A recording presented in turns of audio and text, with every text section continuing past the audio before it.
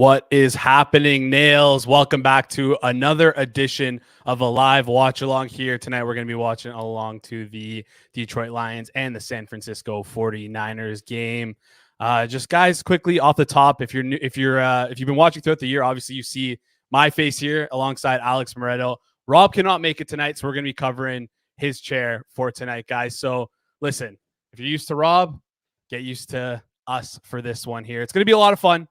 It's going to be a lot of fun. We're going to have a lot of fun today. We got a great list of guests here.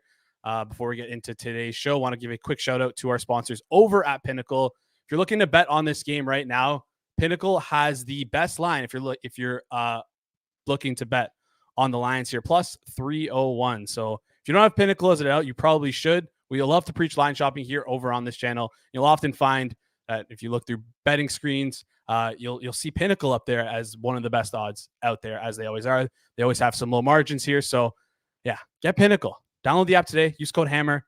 Bet responsibly. All that good stuff here. Join alongside Alex Moretto today. We're going to get into our best bets quickly here. James C is asking, will Jeff Feinberg be sauced? That's a silly question. You must be new here. Yes, he will be. Alex, what are your general feelings, general thoughts on today's game here? And then also, chat, let us know what your thoughts are on today's game. Drop them down below in the chat. We're going to get into our best bets shortly. Alex, tell us your thoughts on the game. Break it down. Mahomes is the greatest quarterback in the history of the NFL. That's basically what it comes down to. I'm very excited to dive into this with G-Stack because there is only one Patrick Mahomes, and it was always him.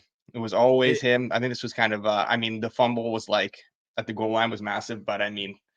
It felt like it was done a long time ago, did it not? Yeah, I felt the same way. And going into this game, listen, I'm a square, and I got so nervous because I smashed KC early. I don't know about you, but I didn't expect it to hold. First of all, I didn't expect it to go through 3. I didn't expect to go through 3.5 and then get all the way out to 5. I know past 3.5, it's kind of not that big of a deal here, but I was honestly shocked when I saw that, and I was super nervous because it felt like everyone I knew who was rather sharp was on the Ravens there for a while. So I'm happy that I got a couple of my early bets home. I had a couple futures closed out for that game. I just don't see how you can not take Mahomes, one of the best quarterbacks of all time, one of the best playmakers or play callers of all time, and Andy Reid, and then also one of the best defenses they've ever had. Either of them, it's crazy. So that was a cool game. We're about 10 minutes, out from the game here. Let's get into our best bets for tonight. Chat. Drop down below your best bets. We're going to be talking some first TDs here and anytime TDs. I'm curious what you guys are playing. So if you want to drop it in the chat, all you have to do is be subscribed for 1 minute. So yeah, make sure you're subscribed before you do that. And you can let us know your first TD bets here. So Alex, you have you did some work for us here. You grinded those lines. Let us know what you like for best bets. So people don't need to know my bets for this game, right? That's not... maybe they want to know my bets compared to Hitman's bets, but this is what I'm going to do. I'm going to do this for today. Since he wouldn't join us for this stream today because he's got people over and he's not committed to the brand and whatever, Hitman, I am going to, without his permission, release all the props that he is on for this game right now that he has given out in his service. So love it. Here we go. That's what we're going to do. That's what we're going to play. That's what we're going to track. Maybe or fade, and depending on based on how his season's gone, maybe people in the chat want to fade them, and I wouldn't blame them. That's entirely up to their discretion. But yeah, that's what we're gonna do. So we're gonna start with the Lions here, and we'll go to Jared Goff. Sounds good. Gonna open this up in a second here. Sorry about that. Yeah, no, you're good. Let's see Jared Goff, his pass yards. Yeah. Where are we looking towards here for Jared Goff? Pass yards. Jared Goff pass yards. Perfect. Looks like 258. He said anything down to 255 is playable. So or the 255 is just outside his playable range. Doesn't matter. 258, we're good. We're locking that one in. That was his favorite prop of the week too. So favorite. When he that's his 300, favorite. You know who to blame. Okay, I love it. So this is his favorite prop of the week. I'm going to lock it in for one full unit here. We've recently been doing like a quarter or 3/4 of a unit just because we've been playing a lot of bets here. So going to lock that in for a full unit. The next ones we're going to lock in for 3/4 of a unit, depending on the price, obviously, here. If they're touchdown bets, we're not going to be doing that. But what's next? These were released earlier in the week, so we'll see if prices are still there. But knowing how the market's been with him, I don't know if we might even get better prices right now. So George Kittle, we're going to look at George Kittle receptions. Okay, we're gonna get And to we are Jordan. going to go under 4.5. It's 4.5 right now. Under, it looks like minus 140, 139, 125 over at Pinnacle, 122. 120 best price at Penny. There you go. So we got the under 4.5. That's playable at minus 122. Perfect. Yep, we're good. All right, we're gonna lock that in the 125. 125 is more widely available, and it's over at Penny. So we're gonna lock that in for 3/4 of a unit. Lock that in. All right, next prop bet. Next, we are going to go to San Fran. We're going to go to McCaffrey, and we're going to look at his receiving yards. Okay, we're gonna go to McCaffrey. We got his receiving yards. And what are we looking at here? We got 35 and a half. 35 and a half under. 105. Perfect. Yeah. Love it. A lot of unders this game. A lot of unders, which is from either good or bad for me, because I mean the fact that it's Hitman giving them out, maybe it's a good thing because I think that this might fly over, but we'll see. And then we got two more bets. We got one more prop, and then a game prop, and then we are one more player prop, one more game prop, and then let's fire on some touchdown stuff. So Debo, we're gonna go. This is the last one from Hitman here, the last player prop. We're gonna go Debo, and we're gonna go over on his receiving yards.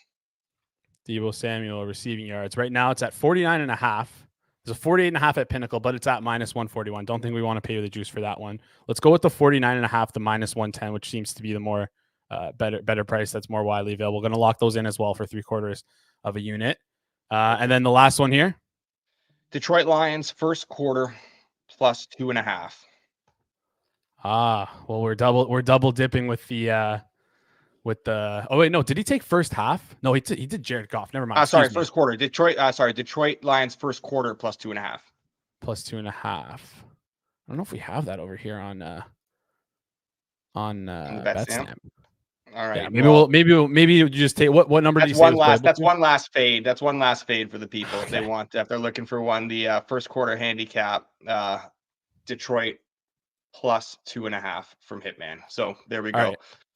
Anytime touchdown or first touchdowns or last touchdowns from you, Chad. I want you guys to get in on this as well. Yeah, there's let's get some chat in here. 60 people watching live, guys. If you've bet any first touchdowns, let us know in the chat, because I'm honestly at a loss for the first touchdown. I'm curious to see what Brock Purdy is. I was gonna say I want 40 to 1. I played Brock Purdy 40 to 1 first touchdown. Okay, that number's moved down quite a bit. There's a 39 to 1 available right now, though. If you like that, let's lock that in. We're gonna lock that in for 5 here. I'm not gonna lie and say I make numbers and I made it something, but let's call it a hunch. Let's call it a hunch. Okay. I like my Brock Purdy here. I also played I got a lot of Purdy stuff. I played Brock Purdy over passing yards in this game, and I got San Fran over everything in terms of points here. I got San Fran -7, and I got San Fran over, I think it was 28.5, 29.5 points. But yeah, Purdy over pass yards. Let's do it. 277.5 there. We're going to keep firing on all cylinders here. Someone mentioned in the chat for first TD and anytime TD, Brandon Ayuk. His anytime TD number is plus 100, plus 115 best price. It seems like pretty right where it should be for me. I don't have a model. I don't know. But yeah, first TD seems a little bit better, though, at 10 to 1. Any thoughts on locking that in for the vibes? James says Debo first TD for the vibes. So okay, I'm down. Debo, I'm down. So we'll lock him and Purdy in. Okay. Let's see what the price is for Debo. TDs. Wow. All right. Those will be our first 2 TDs. And then just for Jeff. No, Brock Wright's hurt this game. Sorry. I was going to say let's lock in a Brock Wright first TD for Jeff, but Jeff Feinberg's known to love the backup tight end for the first TD here. But yeah, let's skip over that in here. So let's just quickly recap all the plays we have today. So far, we have Debo Samuel first TD 10 to 1. Put 5 on that. Brock Purdy over 277.5 passing yards. Brock Purdy first TD as well. Debo Samuel over receiving yards. McCaffrey under receiving yards. Kittle under receptions. And Jared Goff under passing yards. Those props are all courtesy of Hitman here. Game's going to be starting shortly, guys. Just quick reminder before we get going, just don't forget to smash that like button if you can. Just take a second out of your day. It helps us out a lot. Tells Rob that we did a good job here. He's going to be, we don't want him to come back from his little vacation here and be disappointed, or his day off here and be disappointed. So if you guys can smash that like button, that would be a big, big help for me and a big help for Alex as well, because I know Rob will probably be in our ear about it. Yeah, smash that like button, guys. And if you're new here, subscribe. Let's move on. Game's about to start here. Let's bring on someone from outside the country here, from Dusseldorf, Germany. If you're not going to smash a like for us, you got to smash it for him. You got to smash it for him here. We got a great guest coming in. We got Suma, we got George, we got Jeff, and we got I forget who's the last. We got Eric. We got Eric. Eager. Great crew here. But we're going to start off with Suma. We're going to bring him in all the way from Dusseldorf, Germany. I believe it's 2 a.m. over there, Suma. And sad that you're wearing a hat. You have some very good hair, Suma. You have some of the best hair here on the Hammer Betting Network, and you're wearing a hat. Kind of disappointing, but oh well, Suma. I mean, just quickly, I'm a backwards hat kind of guy.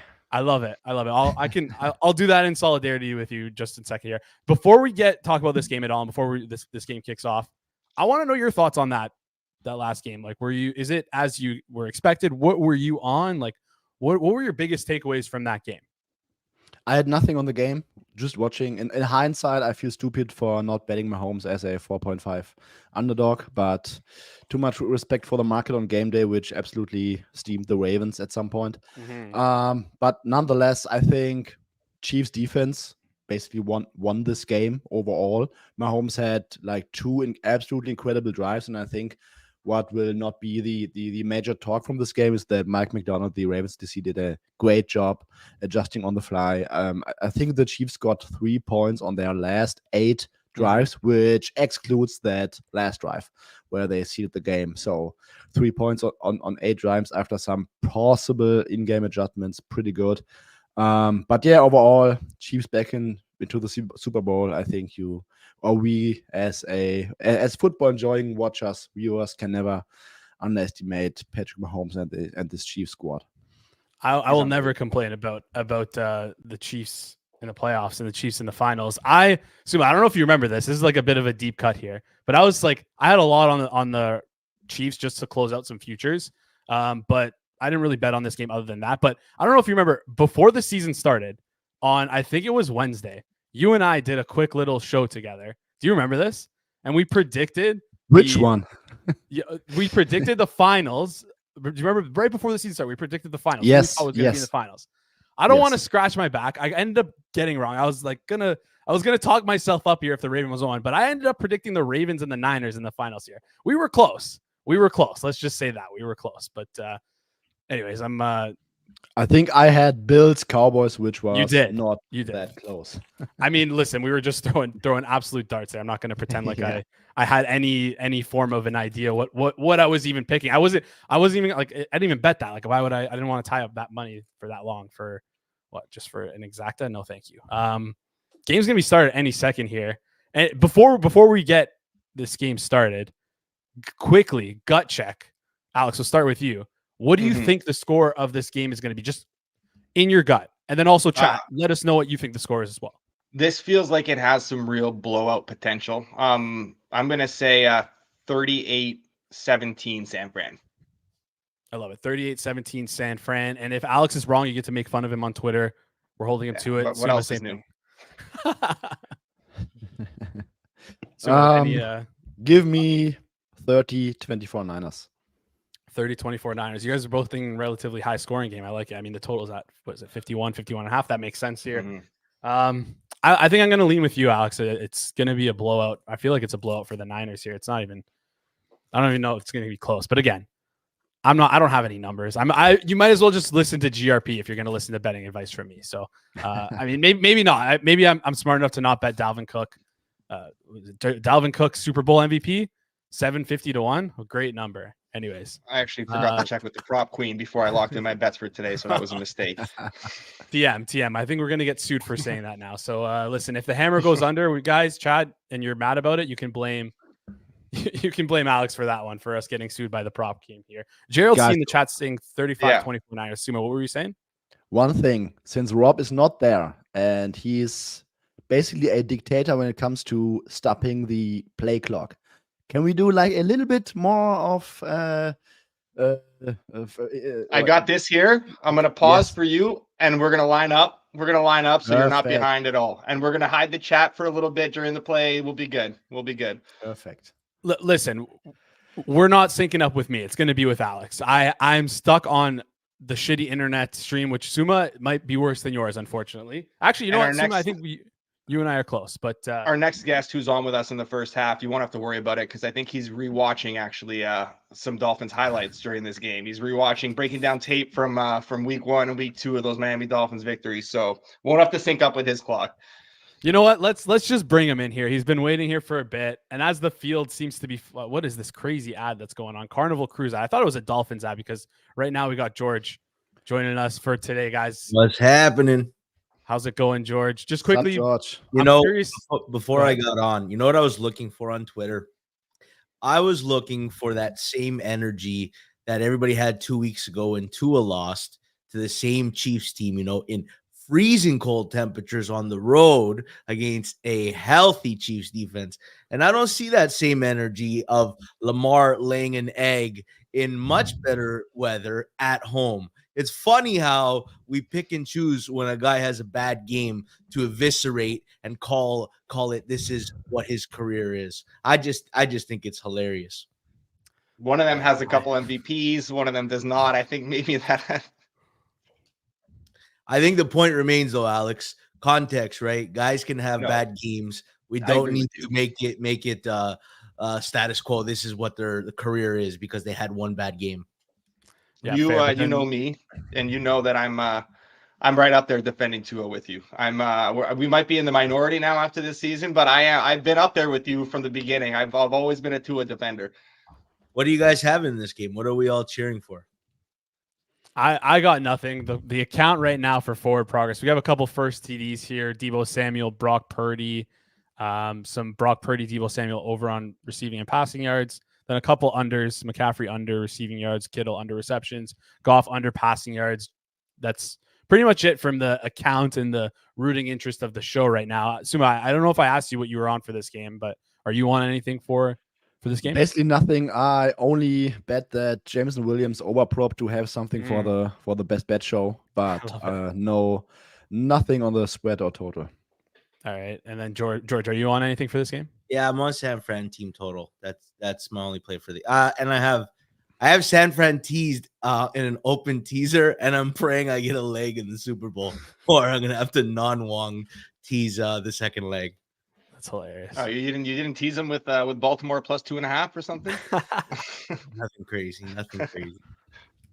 Oh my God! Did you take Kansas City in the in last game here, or did you? No, I was you on the over, and the game went from like a track meet to a defensive showdown at the end, and of course there was a lot of boneheaded plays along the way. Oh yeah, fumbles on the goal line. That's one that sticks out to mind here. Or is it usually taking this long for these games to start here? Like what's going on here? We're 5 minutes. Baltimore Chiefs was like quicker to start, I think. I'm on the wrong channel. Actually, I just realized that. Oh, they're still doing the anthem. This is why Rob doesn't do Championship Sunday, because he knows they really drag it out. He's gonna have to be on stream forever. Yeah. Oh yeah. And if anyone sees me looking back here, there's a TV over there, and I've tried to get it to work. Like tried to get my cable box to work.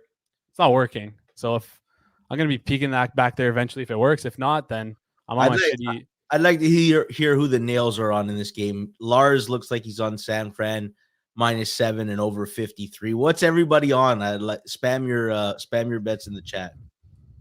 I mean, we just got some people saying Lamar is terrible. I think they're still catching up with the Lamar and Tua debate here. Lars, like you mentioned, he's on San Fran over.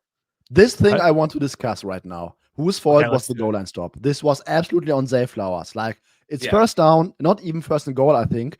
Yeah. It was first down. There's no reason to reach for the goal line. Just go down, have 4 shots at the end zone from the 1.5 yard line. Mm-hmm. Don't reach with a defender closing in on you. That makes 0 sense. It's greed. He wants the touchdown. He knows if he doesn't reach out, someone else gets that touchdown. It's pure greed. Especially after taking that taunting penalty.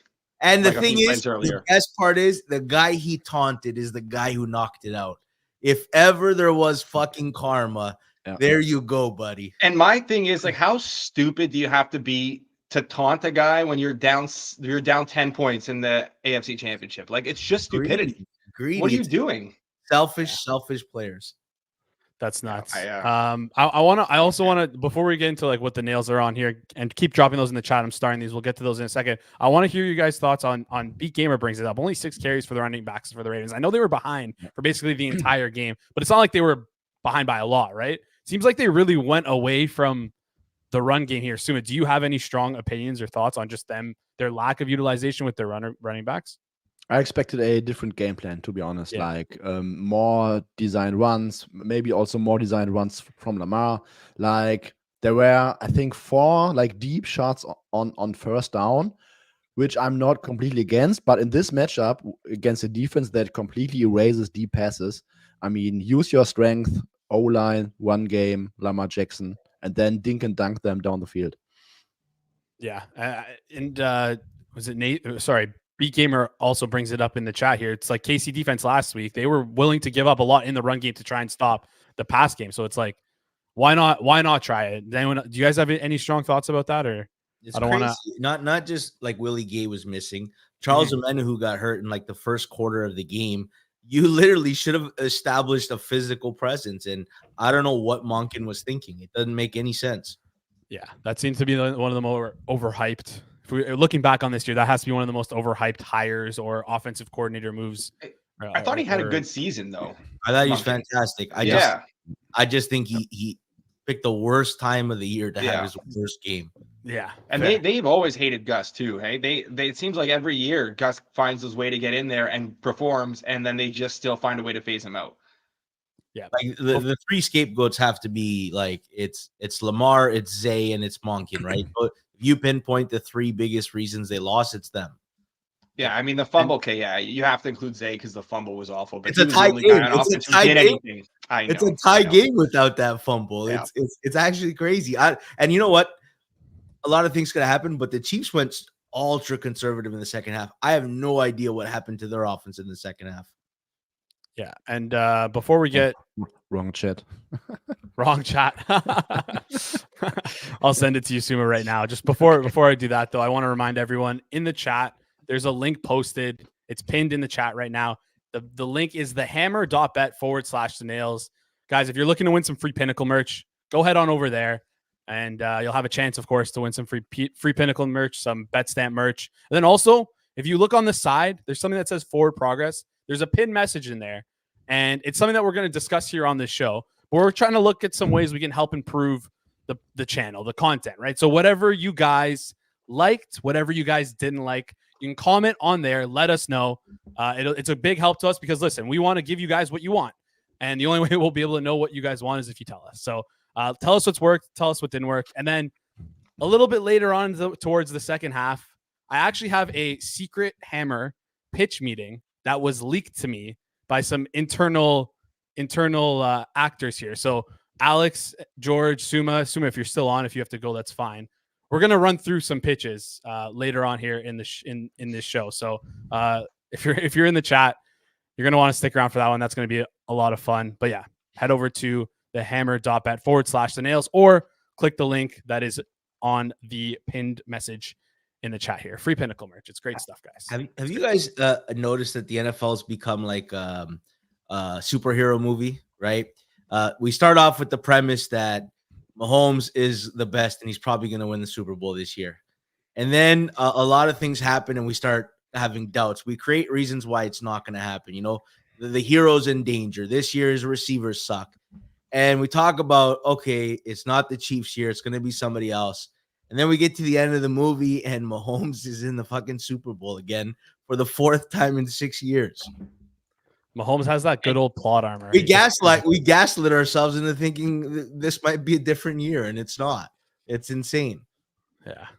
What he's doing, so people have the Brady and actually before we get into, I want to get into this big time, but I want to line up for Suma because I don't want to be ahead of him, and I promised him when he said he would come on that I wouldn't be ahead.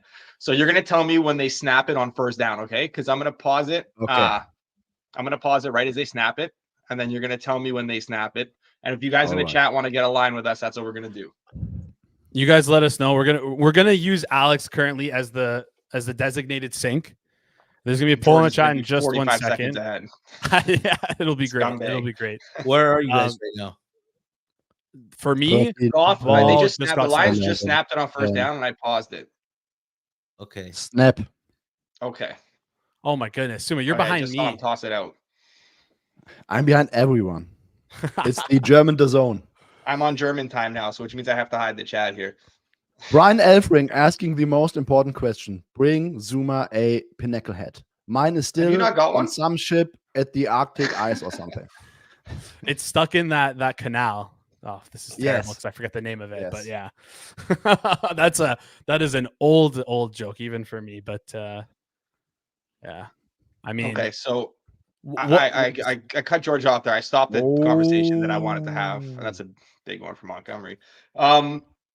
The argument for Brady is longevity, basically, right? Which I mean, obviously, like what he did was no one's trying to. I don't think anyone in this conversation is trying to knock what Brady did, but you can't take points off Mahomes for something he hasn't even had the chance to do yet.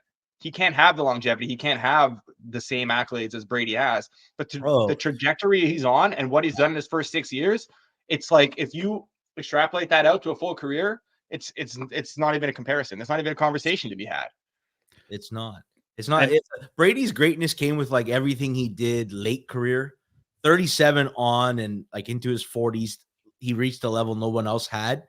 But in his first 6 years, tell me how many years Brady was considered the best quarterback in football. I'm going to tell you the answer is 0 in his first 6 years. Mahomes has been the best quarterback in football for what, 4 years now? Undisputed. I'm pretty sure Brady didn't even make the playoffs his second year as a starter, did he? Jameson Williams. Oh my god. Oh my god. Oh, that was nuts. Was that? Wow.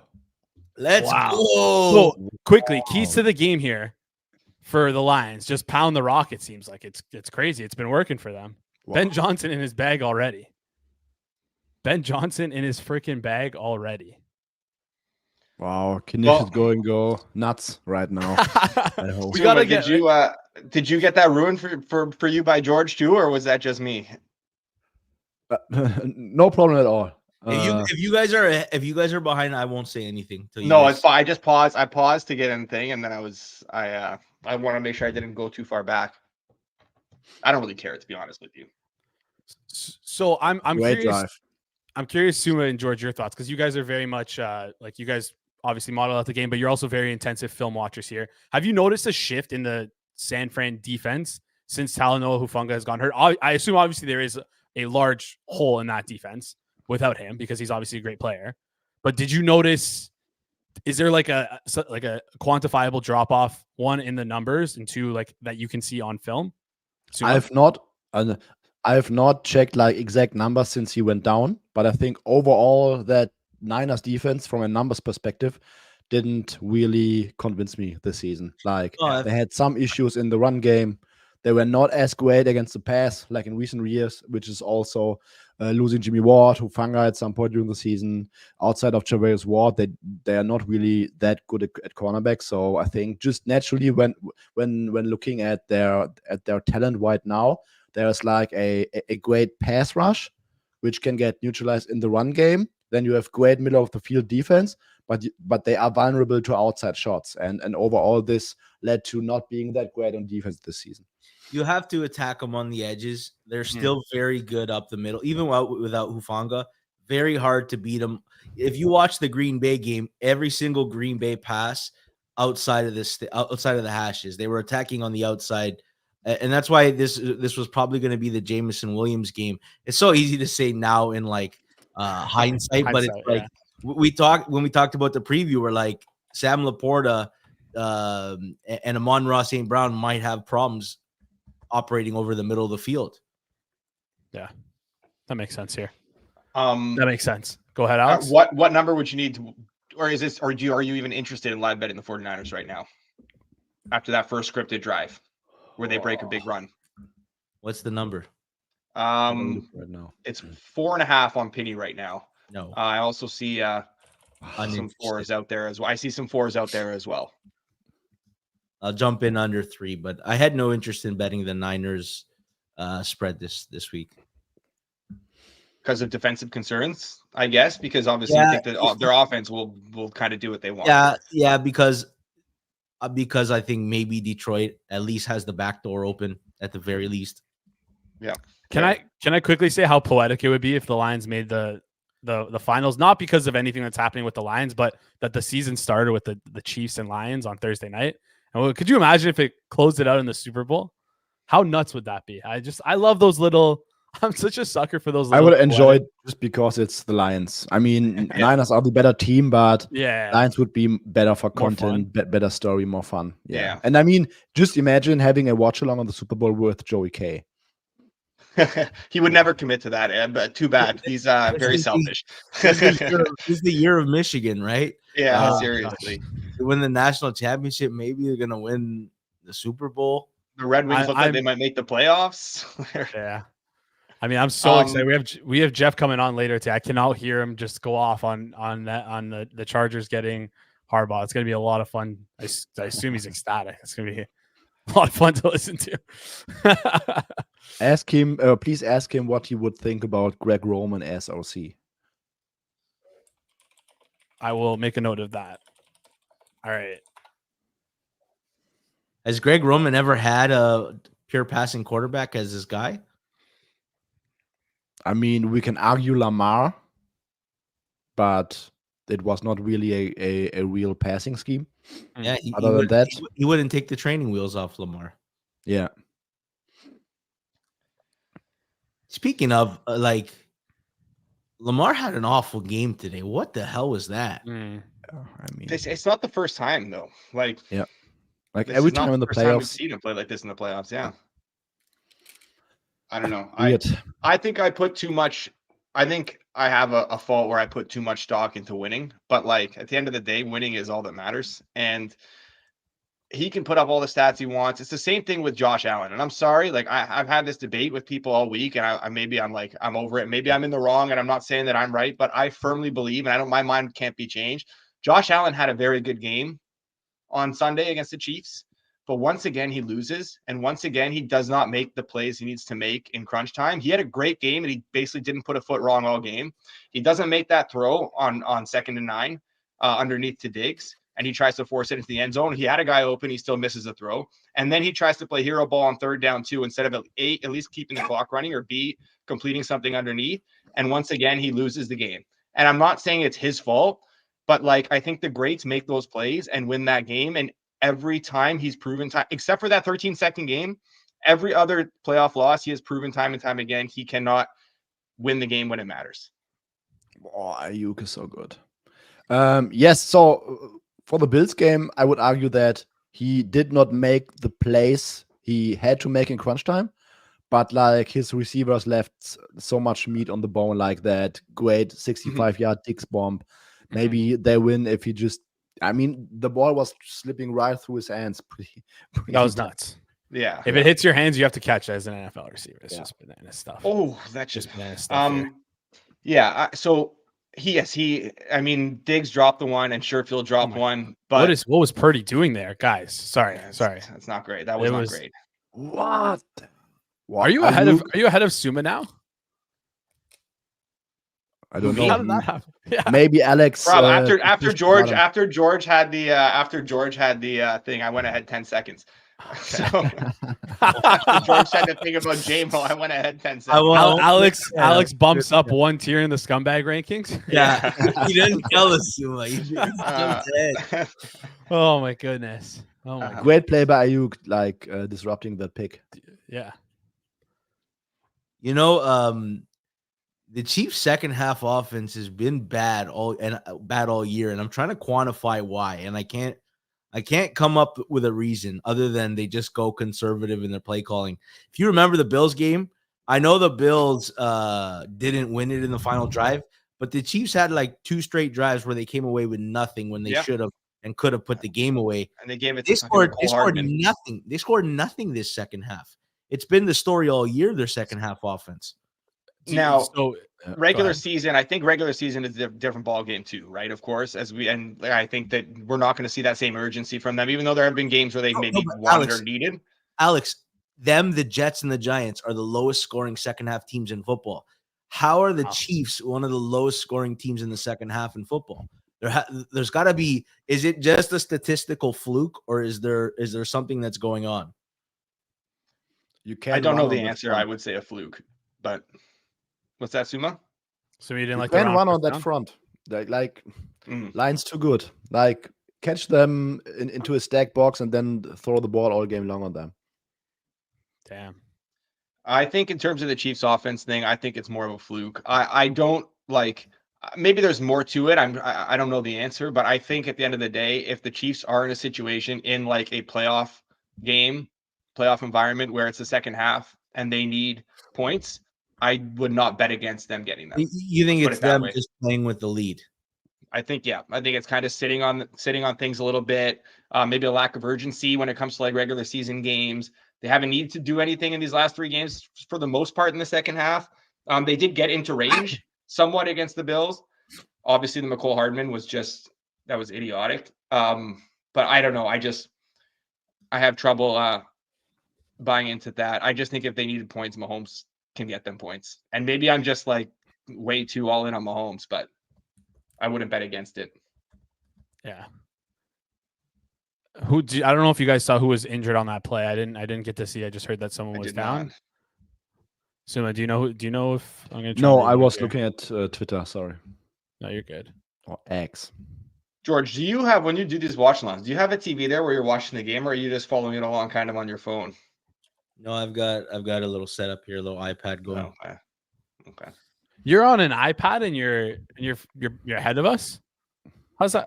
Yeah, because I'm not streaming. I have the Bell 5 TV app. So That's kind of true. It's behind the TV. it's still behind the TV, Yeah. but it's ahead of streaming. It's like 10 seconds back. Yeah, So the Chiefs average like 5.8 points per game in the second half of the games.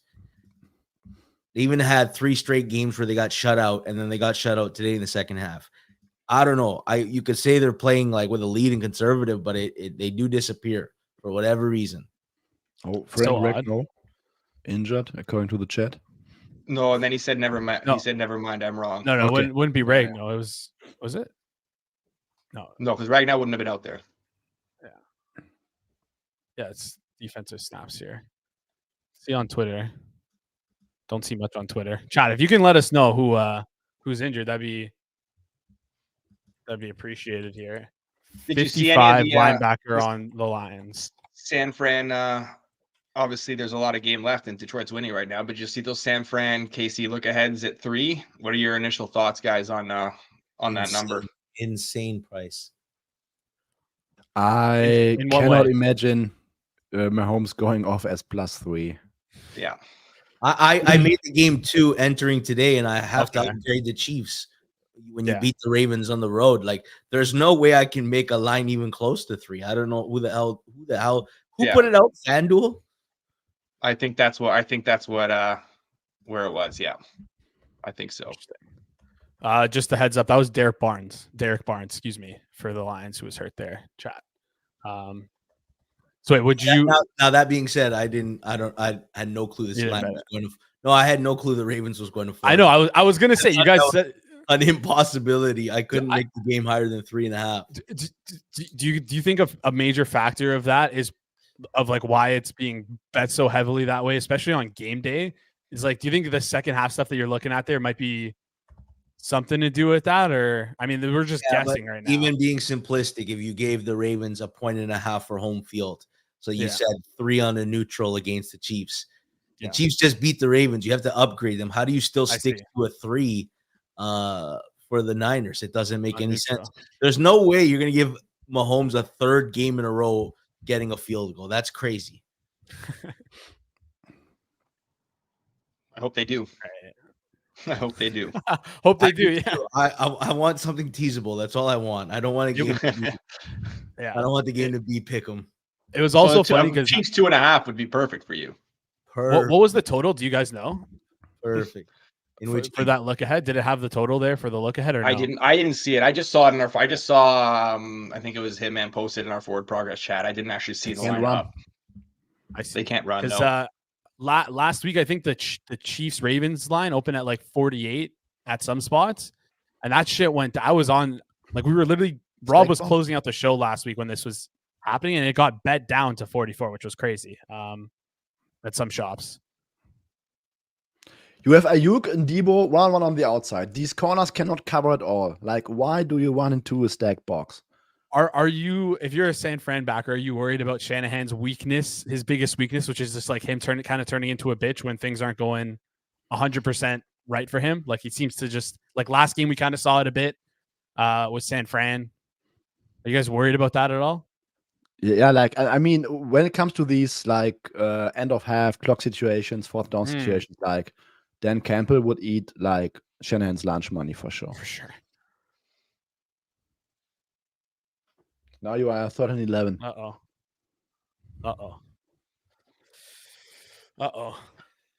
Scheme is How much time do you have on your play clock, Suma? I've got 13, 12, 11, 10. I think as the stream goes on, it gets slower, or we get more behind. As my game clock is now at 8:30. McCaffrey just caught it 8:37, 36, 35. My conscience is kicking in now. I feel like I need to line back up with Suma. Oh my goodness! You're just trying to get some good points for when we do the scumbag tier. My wife was out today, and she's like, I was like, I need a bit more beer. If you could pick up some beer for me, and she said, I knew Suma was coming on. I'm like, get me some German beer as well. And I was like, grab me a couple German beer. She comes back with Bavaria, which is from Holland. She's like, oh, I saw Bavaria. I'm like, you know what? You did your best, but yeah. Are we all tapped in? What Suma, you drinking it all? George, you drinking it all? Someone just scored a touchdown. Oh no! Wow! Wow! No. What is going on? Oh, I mean, buddy, Joey Knish is if Lions get a touchdown here, we got an interesting development. He said he was going to try and hop on. He said he was watching with some people, but he was going to try and hop on at points from his phone. So he'll be on if they're up by 10. Oh yeah, the only way he's coming on is if they're up and winning, basically done late. What was it? 4th and 5? 4th and 6. Okay, never mind. Okay, yeah. I feel like at 4th and 4, even Kyle Shanahan would think about going for it. So what's the live line? Now we're under a field goal. Now we're under a field goal at Penny. We are sitting at 2.5, and it's taking money. It was minus 120. Now it's minus 122. Now minus 123. Back to minus 120. So remotely interested in that. Pinnacle stream delayed. I'm looking at minus 4.5. I see. I'm logged into my thing here. It's minus 2.5, minus 121 now. Okay. Now minus 128. You might be taking money. Yeah. The problem is that I don't have an account because Germans are banned. It's delayed if you don't have an account. It's delayed by like 5 minutes. It's also delayed for Pinnacle, our sponsors, great sponsors, but only slight gripe with them is they gave us an account to use for the show, so we can show it on screen. Obviously, it's behind. This one has a screen delay as well. It's like, you want me to log into my account? Some regulations or something maybe involved in that. I think. Okay. For a company account, well, yeah. All right. Well, maybe I just have to. I don't want to show my balance of like 30 cents after Pinnacle cleaned me out, but oh my goodness. We're good. Yeah, it's minus 117 now. It's been jumping around a bunch, but we're at minus 2.5, minus 117. And honestly, I think that's enough for me to degen it and get involved here. So I might want to wait till after this Lions drive because after this touchdown drive, you think? It's a short field, right? Where are they driving from? The 40? I think they're going to be around the 40-ish. Yeah, 38. 14-0, and things get interesting. Then Purdy has to throw. Yeah, but a 3-and-out, and that 2.5 is gone maybe forever. Yeah. All right, chat. Let us know. Is the game going your way, chat? Is the game going your way? A little earlier, we asked everyone in the chat what they were betting. It seemed like everyone was on San Fran. San Fran minus 6.5. I saw minus 7. I saw a lot of people on the over as well. Seems like chat consensus is chat is cheering for San Fran and San Fran team totals. So not the best way to start for us here. I think Hunter is on Niners minus 7 and team total over. Sammy Ports. It's our guy. Hunter, sorry, what's Hunter on? Yes. What's Hunter on? Hunter, I think, is on Niners -7 and team total over 13.5. Oof, wish I knew that earlier. Would have been some valuable info. Team total over 13.5. 30.5. I'm You wanted to talking wait about for it Hunter Haas, to get a. not Simon Hunter. Oh. If that's I thought you meant okay. Simon Hunter. Okay, gotcha. No, the Never mind, sharper man, never Hunter that mind. lives in our Okay, chat. the Dak, the Hunter I respect. Then okay, not the. Oh, buddy. How about Warren Sharp today with his Man. Ravens Chiefs stuff with complaining about the that's refs like- and then giving out the I Ravens. mean, gambling Twitter was absolutely on fire this week, but Warren Sharp was almost the nut low, I think. Like Warren tweeting Sharp. his conspiracy, his useless conspiracy stuff that KC would be favored by the refs, and then he gives out a Baltimore -3 and halftime again to his subscribers. I mean, incredible. That's a nut low. That's a nut low for anyone. Isn't I that think. the old tout trick, right? You talk out of both sides of your mouth, and then you're right with at least half your audience. Yeah. You know what? I knew it. I should have. Yeah. If he rolled the right opinion, no matter what happened, he was gonna get some sort of right side of it. Yeah. I didn't think from an entertainment standpoint it was going to be easy to top Kanish versus Kelly, but he found a way. Hey, Kelly, I wonder if Kelly in the chat, because apparently Kelly in Vegas is currently in the chat alongside G-Strack Taziki. I wonder if you guys can give us an update on Kelly. Let us know how that beef is going. Who's a better player? Lions are dealing. Yeah, who's the better they player? are. I'm glad I waited on that 2.5.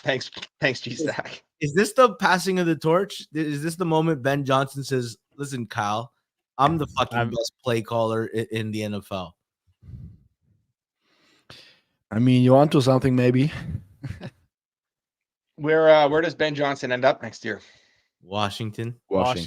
Yeah. Him, Drake May, Terry McLaurin, Caleb Williams. Dotson is still Javon gross. Dotson. Curtis Samuel will probably cook up some fun stuff for Samuel. Gibson's electric if he can stay healthy. That'll be Brian fun. Robinson can pound the rock.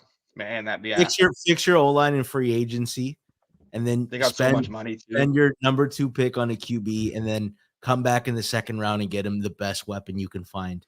You do that, and man, you're on your way. Fix your entire offense this offseason, and then worry about defense next year. Nathan in the chat is asking Ben Johnson to Seahawks ? I think the Seahawks are scheduled to interview Mike McDonald, I believe.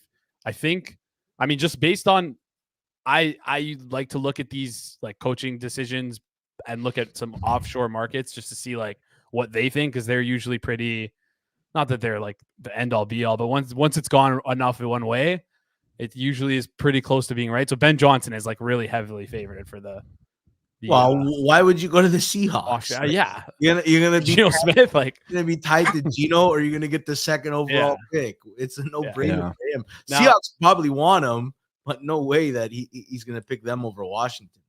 Now I have like a crazy thought, because I talked to you about this early on in the season. I said, what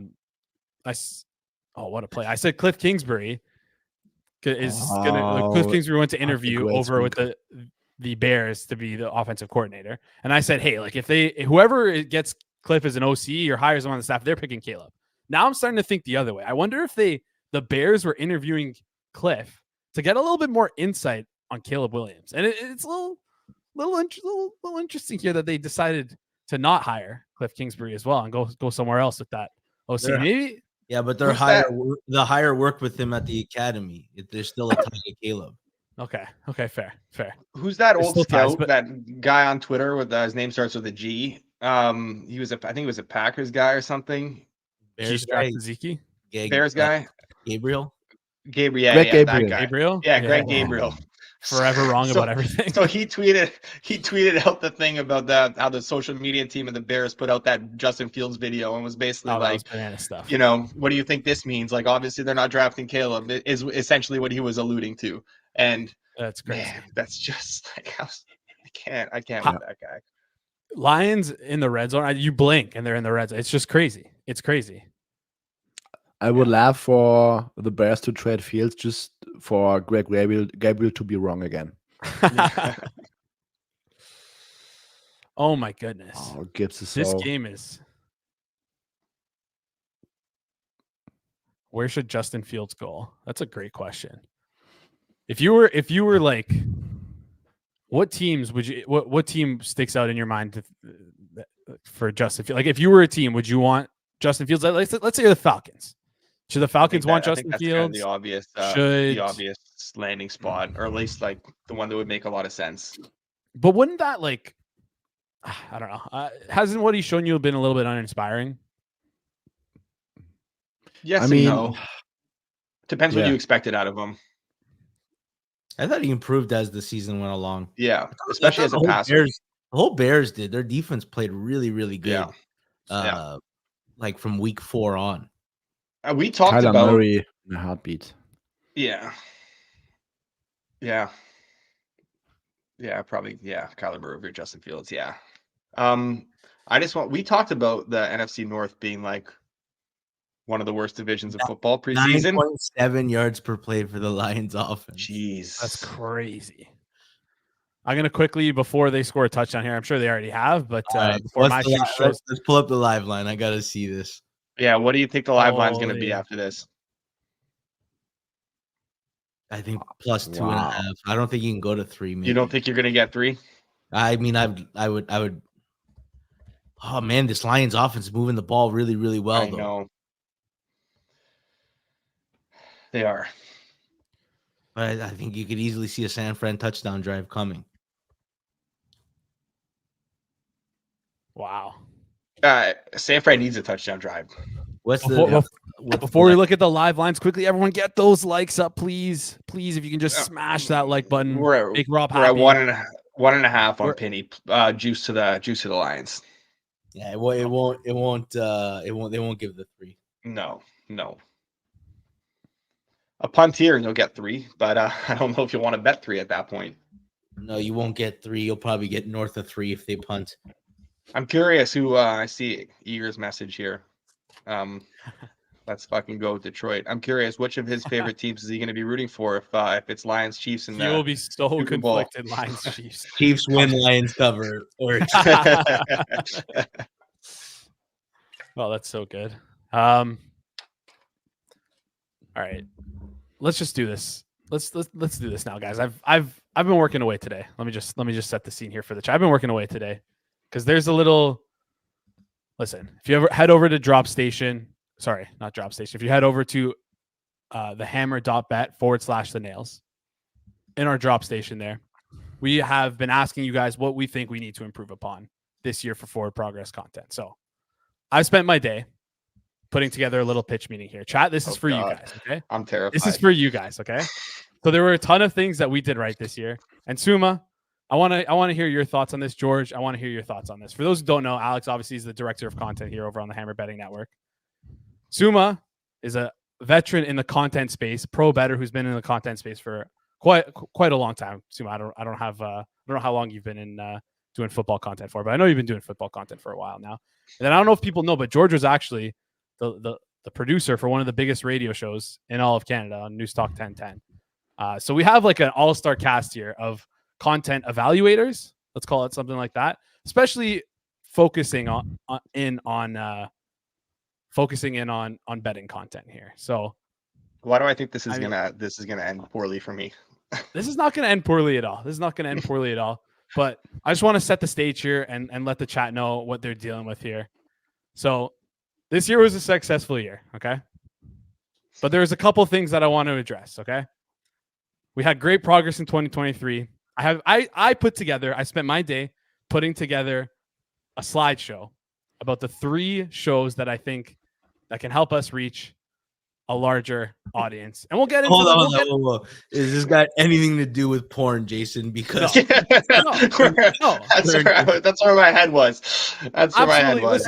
Listen, there's absolutely nothing to do with porn here. I just think that there were 3 areas that we could attack this year, and we're going to get into it over the next 3 commercial breaks, okay? We're going to space this up a bit because I want to hear the chat's thoughts on these things, right? And I identified 3 needs for the Hammers. 1, we needed a little bit more celebrity influence with the hammer. Just a little paint a picture here. Number 2, I think we need a little bit more of people want losers. So we're going to have to find a way to incorporate some losers into some of this betting content. And then number 3, the biggest thing I noticed is that there was a significant lack of injury reports here. So next time the commercial break comes around, we'll talk about show number 1 and we'll get into that. Chad, if you can smash the like button, it'd be greatly appreciated here. This is a great question. This is a great question in the chat. Why is the best NFL content produced by Canadians and Germans? That's a great question, Drew. Because you have Simon Hunter and Warren Sharp representing the American content. That's probably why. We had to work harder for it, Drew. Americans were born with football. We had to adopt football. We have to work for it. Jason, are you gonna pitch a forward progress OnlyFans? No, are you kidding me? That'd be my dream. But no, this is guys. Listen, this is serious. I need you guys to treat this seriously because I pitched these shows to Rob. Rob told me not to go on air and stream these because he said these are really good ideas. We got to keep these in house. But I want to get the nails involved in this. I want to get the nails incorporated with this. Listen, Dad's not home. Rob's not here. Right? We're gonna have a little bit of a party. Can I predict what I think it is? No, don't predict. Predict in the private chat. That couch you have back there looks. I've seen it. It looks like a great one for casting. Are you going to be interviewing members of the Nails for them to get future jobs here at the Hammer if they can pass all the steps that you take them through? Is that your plan with the couch? No, that's not my plan. But you know what, George? I appreciate that recommendation. I'm going to write that down. And I might add it to the next little pitch deck that we have here for. But guys, you guys are laughing. No one ever called out Jason for the casting couch that he's got. Jason has a sign with nothing on the wall above it too. Yeah, 100%. I will Venmo someone $50 if they can find my secret OnlyFans. He's lying. He's Canadian. He doesn't even have Venmo. I always say Venmo because everyone's like, "What the fuck is e-transfer?" Like PayPal, whatever you want. Oh, D2 has some issues with your spelling. Yeah, I know. I kind of whipped this this up all quickly. These haters.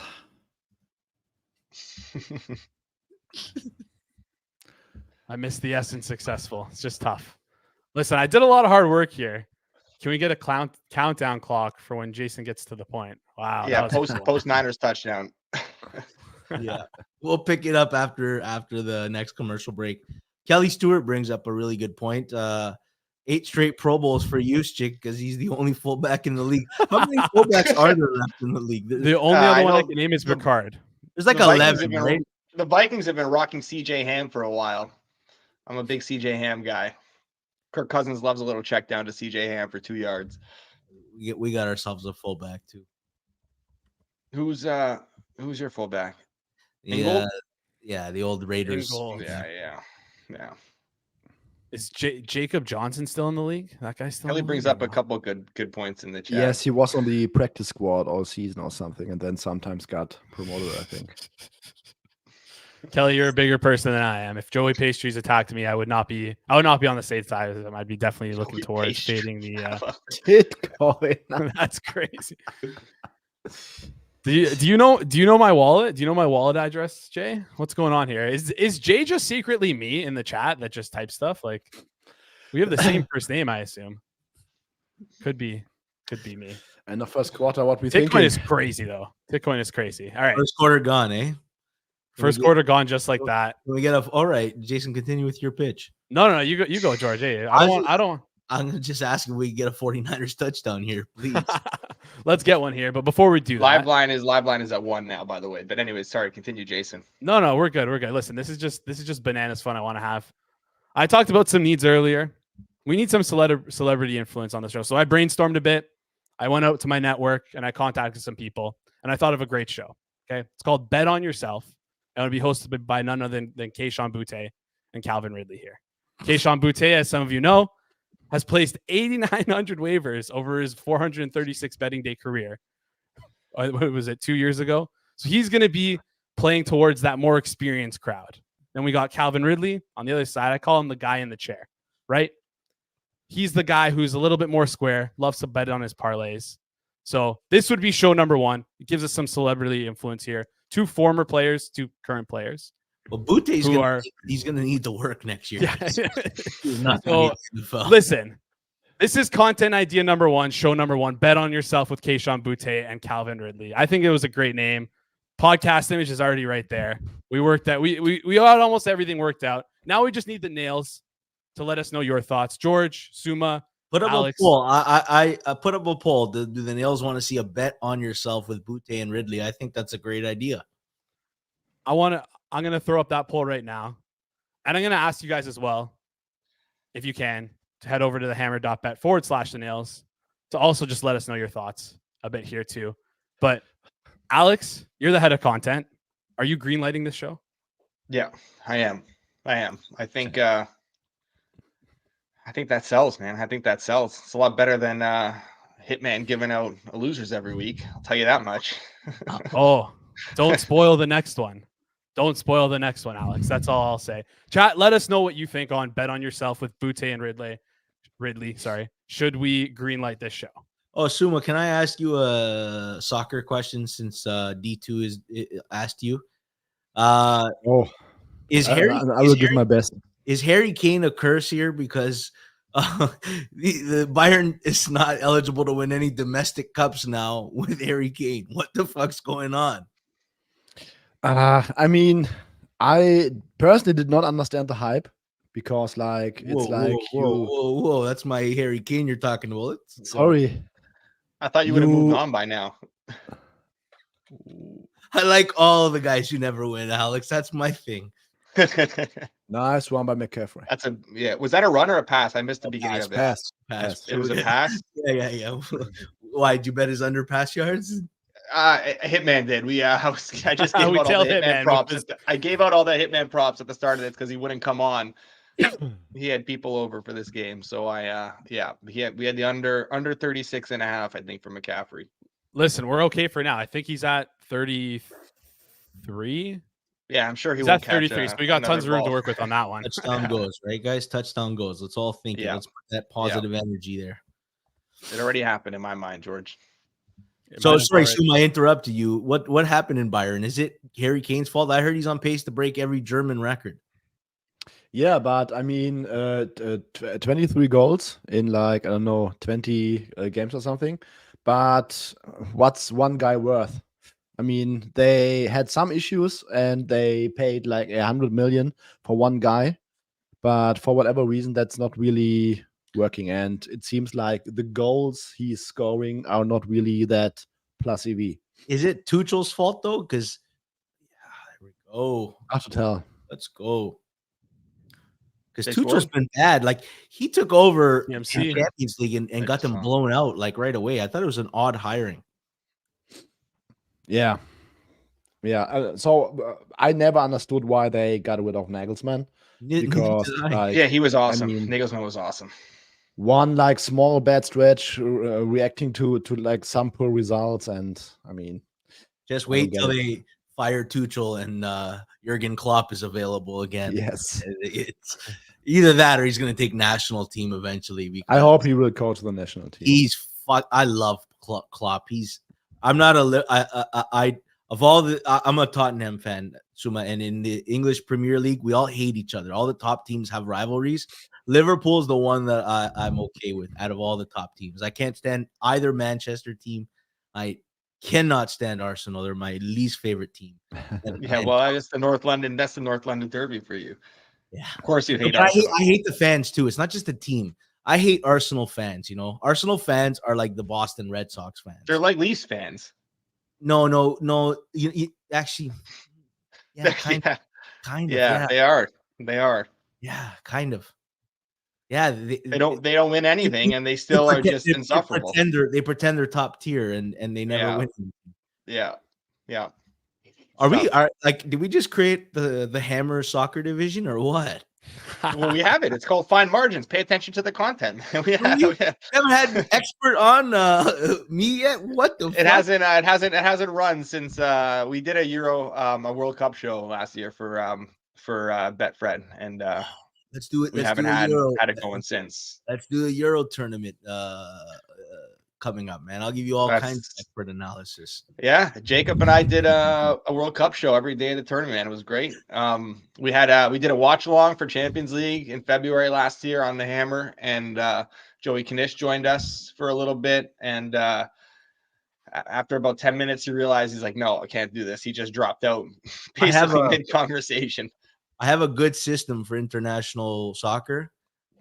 Bet the team that has more Tottenham players on it in any given game. That's Why is that? A good system to lose money, you mean? Basically bet England and sometimes the Dutch. A lot of angry football fans in the soccer It's fans. commercial. I want to know your next show. Oh, sorry. I want to keep you guys going. I wanted to get you guys going here, but quickly, Jay has a recommendation here. He says get Gilbert Arenas so he can have Pips and Crips on the NBA show, which would be absolutely legendary. All right, let's get into this quickly before the commercial break comes to an end here. Listen, for some reason, people love watching losers. People need fade material for content. We lacked that this year on the Forward Progress YouTube channel.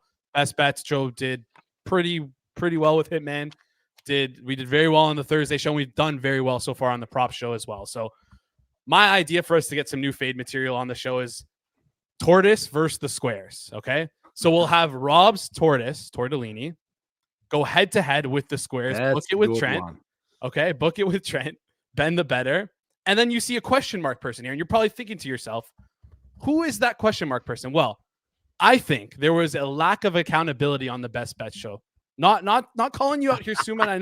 I know this one hits home because you're on that show. There is a lack of accountability on that Best Bet show. So if you lose 2 weeks in a row, you get on the Tortoise and the Square. The loser on the Best Bet show, you lose 2 weeks in a row, you're on the Tortoise versus Square, and you have to beat Tortellini to get back on to the Best Bet show. So how this show would work, of course, Tortellini would just simply pick a game, pick a side, and then the Squares would have to get the other side there. So Tortoise versus the Squares, pending Rob's approval on Tortellini being in the show here.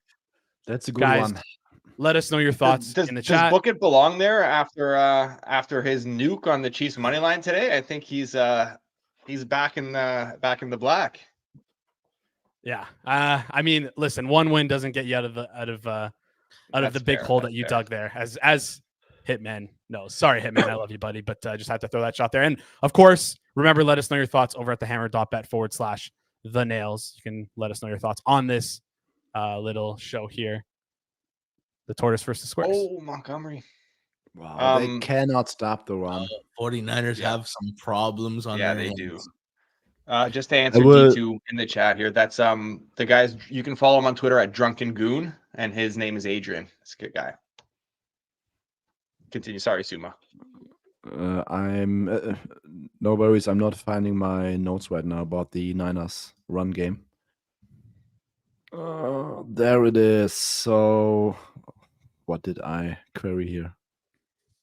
But it's bad. we got a. Oh my God! Bananas. What was that? That was bananas. It's a bad throw.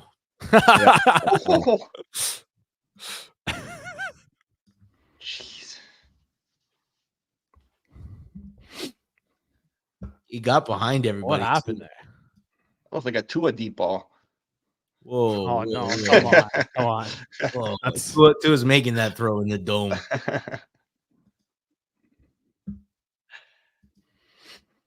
I'm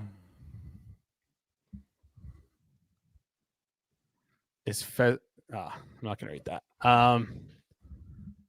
He looked like he got it quick. There we go. He got off early there. Oh, it dropped it anyways. He did. Penei Sewell, he got off early, no? Yeah. 100% offside there. Yeah. False start.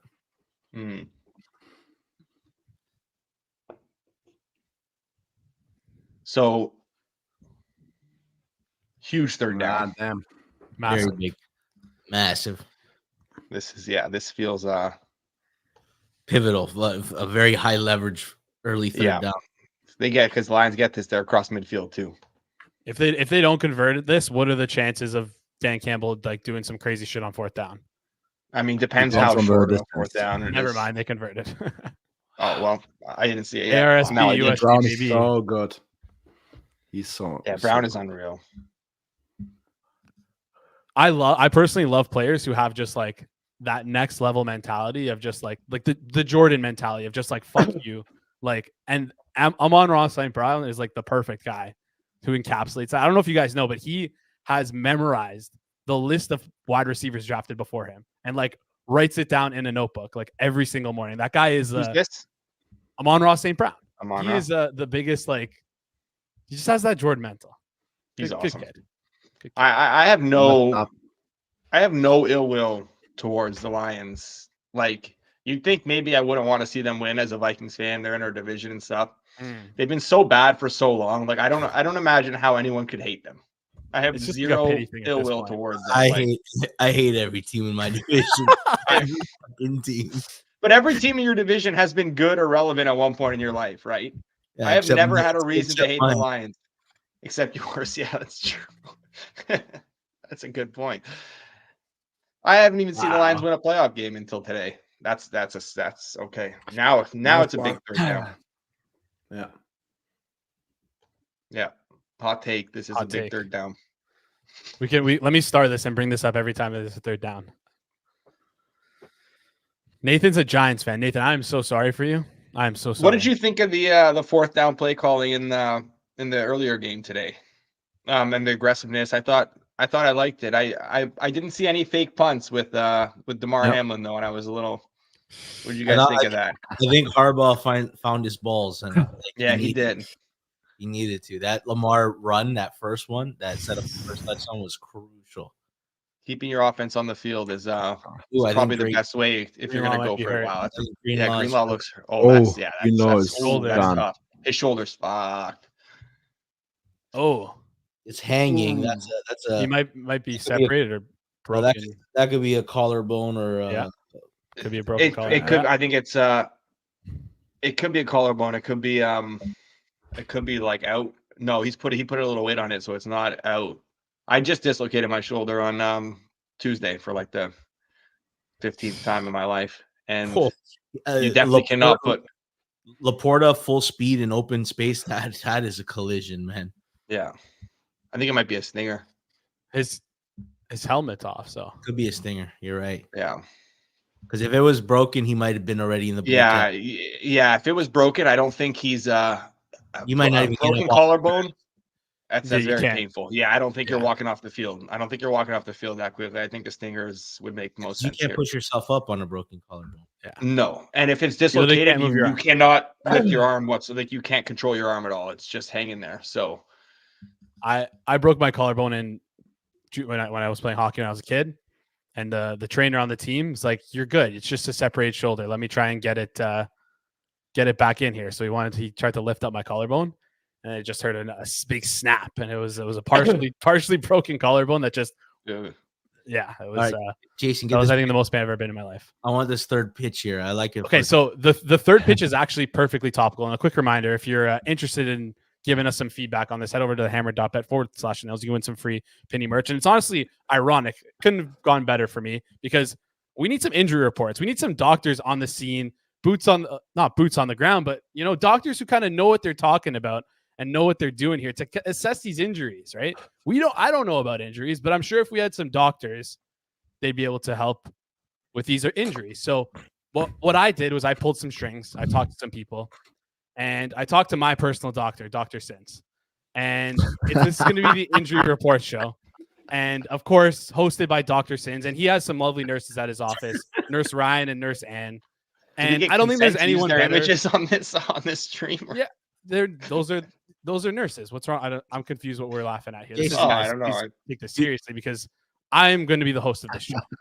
And one thing I'd like to recommend, now that the Hammer's growing a little bit more, I think this would be the perfect time to do it in studio so we can have everyone in person and we can do some demonstrations as to what exactly injuries are going on here. So this is the injury report show. I know people have kind of been saying this might be one of the biggest holes at the Hammer. So Alex, if we can make this happen, I think that would be a great idea. And you can you guys can let us know your thoughts at thehammer.bet/the-nails. George, do you have some thoughts on that?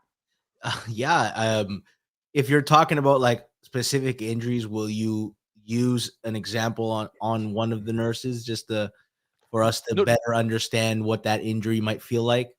Unfortunately, that is not how it's going to work. The nurses will be demonstrating on me what is like. They'll be pointing where, how, why. Are you doing this show for free, or do you want to get paid too? I wanted to do that show. That's a pretty good deal. Well, listen, George, we handcrafted one of the most well-informed hosts to host that show. So that's how we're gonna go with here. And I'm gonna go. Jay is saying that I own the hammer.wet domain name, which is I think we gotta go get that just in case we get an only. That's a great good one. So guys, thank you again for that. That concludes the presentation here. Let us know your thoughts at the hammer.bet forward slash. Oh my goodness, the nails. I hope you guys enjoy that because I showed that to Rob and he's going to give me a lot of shit now because he liked those ideas and he's going to try and implement them. But I want to hear your thoughts. And I'd like to hear the chat. Which of the 3 shows you guys think is the favorite? What would you want to see the most? George, what was your favorite of the shows? That's tough. That one was tough. There is no tomorrow. Okay, so where do I need to start a petition to get Francesco on the hammer? I'm all in. I'm down. I'm all in. It's you have to start it with Rob probably. I want to get a Francesco Greco and GRP show going. I got Alex. You know how we did the tournament for football? Trivia. Yeah. You do one with all the oddball characters in gambling Twitter, but you do charades. A tournament of charades. Charades as in. That's in charades. Get your mind out of the gutter. Just normal charades, Jason. Jason might not know what charades is. This is he's too young for charades. Do you know what charades is in Germany, Suma? I guess we call it charade, which is like some comedy dunking. Explain charades because I actually don't even know what charades is. I never played charades. I mean, no, G-Stack. Okay. You explain. You act out what the word is. Yeah. Okay. People have to guess what you're acting out. I see. So would this be a sports related charades? The helmet catch?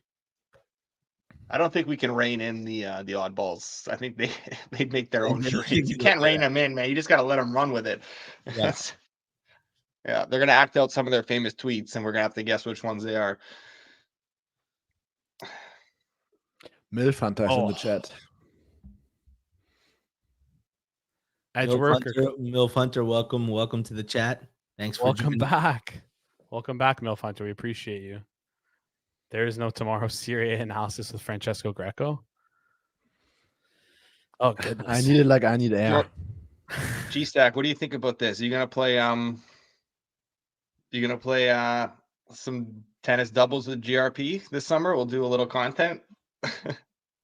Did you guys go ahead? Ooh. Oh wow. Incoming. Oh my god. I see why you're doing that. Wow. I didn't see the play yet. I just saw the thing on the. There's a flag though. Let's see what the flag is. Oh my god, that was a duck. That was the MVP until week 15. Yeah. We gotta scrub the tapes on that one. Has the MVP not become such a joke of an award? Yeah, of course. Yeah. It's a guessing game. It's who can win the last big game late in the season. That's it. Yeah. George, are you worried at all about your team Niners team total now? Gotta think. Jason, I was worried when there was 0 points after the first quarter. It was illegal block during the return. So, the ball got tipped at the line of scrimmage. Nathan is also worried. I'm also worried. Illegal blindside block. Yeah. Yeah, What ball a got dumb- tipped at what the a line. dumb play. What a dumb play.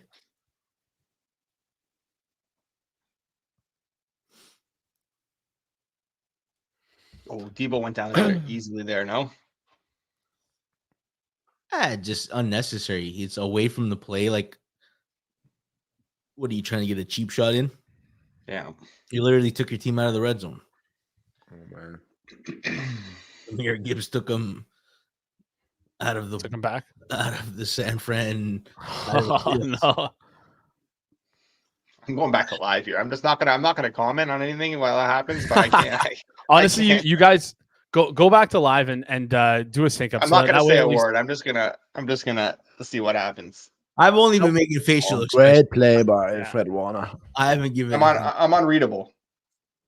Yeah. Oh.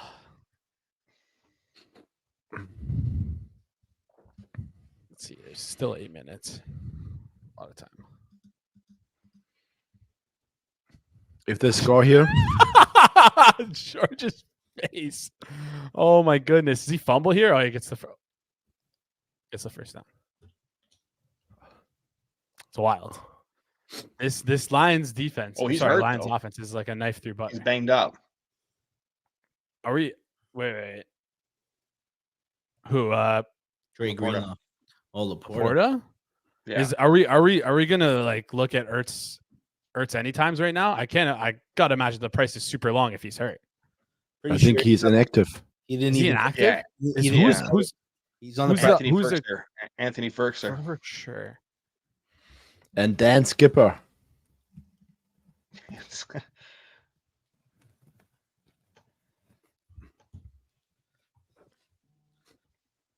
Do you have no faith, George, in Purdy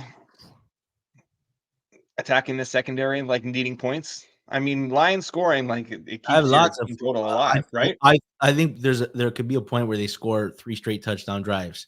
Yeah. I'd like Yeah. to see it though. I stopped running it, man. What like- numbers are you at for 28 and a half, 29 and a half basically was what I guess it was all week. Yeah, I liked it up to 30. Minus 110. I think I talked to you on Monday when you're like, "Hey man, you want to do the stream?" I'm like, "Yeah, I might have a bet." And you're like, "What are you thinking?" I'm like, "Probably gonna be on San Fran team total." Yeah. You said San Fran team total over, and I went and bet the under. No, I was Wow. after you disrespected me for that soup I gave you, you know. Wow. How did you convince George to come on this one? What was the deal there, George? What did you get as a gift? Oh, the faces that I saw that. holy Saw shit, that. dude! Jahmyr Gibbs that guy's good. Is Debo banked up? Is he banged up after that Why- hit? After that He block? just got his shoulder looked up or something. Oh, Oh, my no. god. What the Things fuck? just seem to be going. Wow. Fezzik's in the comments. Bring him on. I want to talk to him. Who? Steve. Fezzik? That's Saying the real. KC, KC -3 versus Detroit. KC +1 versus San Fran. Do we agree with that? Consensus? Opening. I don't know about +1. Yeah. I mean, problem is now that the Niners will have like a close win against the Lions, so They'll get they will downgraded. look worse if they Plus- advance. I refuse to believe anyone's going to bet against Mahomes in the Super Bowl. Even if even if your numbers make it that, I just don't think you're going to find a lot of people that with an appetite to fade Mahomes. Are we sure Suma isn't Irish here with that Irish goodbye? But He pulled my move out. Yeah, I holy was going to fuck. bounce and say technical difficulties. I assume his computer just died, which is Oh, probably the yeah. most likely scenario. Yeah, would you do that with me? Would you give me that much credit? No, No, I just assume Why that, should scumbag, George. But you're a scumbag, George. So Yeah. Do their computers run on batteries in Germany? in Germany, I think the hamster Suma had to go shoot his hamster up to make sure he was still with some adrenaline to make sure he was still I going. think it was there. a close the wrong tab situation. Yes, exactly. Yeah, I've done that before. It's all right. Suma, you're just doing your best Irish impression. Irish. I don't know if that's a term in Germany, but it's called an Irish exit or an Irish goodbye. It's when you just leave without saying anything. Like when you're at a function, you just leave without Okay. saying anything to anyone. It's called the Irish exit. That's I actually don't even know weddings. know It's that. a must for Yeah, weddings. oh, for sure. Especially when especially when you don't really know the bride and groom that well. It's a go-to. Or you got to go I don't know say bye if- to 30 people. It's just not worth it. Where that My line originated right now from? is 3. You're getting 3. You're getting the 3 with the 49ers. This is how far we've come. You're getting close to a flat 3 with the 49ers on Penny. They get the Plus ball 3 minus 103. They get the do. ball in the second half too. I kind of They still get the ball first. not Suma closing his tab again. Did you guys see GRP on Twitter this week? I mean, he was doing a lot of shit, but the circus stuff. Honestly, I took a break this week. I took a bit of a break this week. Okay, because this is George. Did you see this?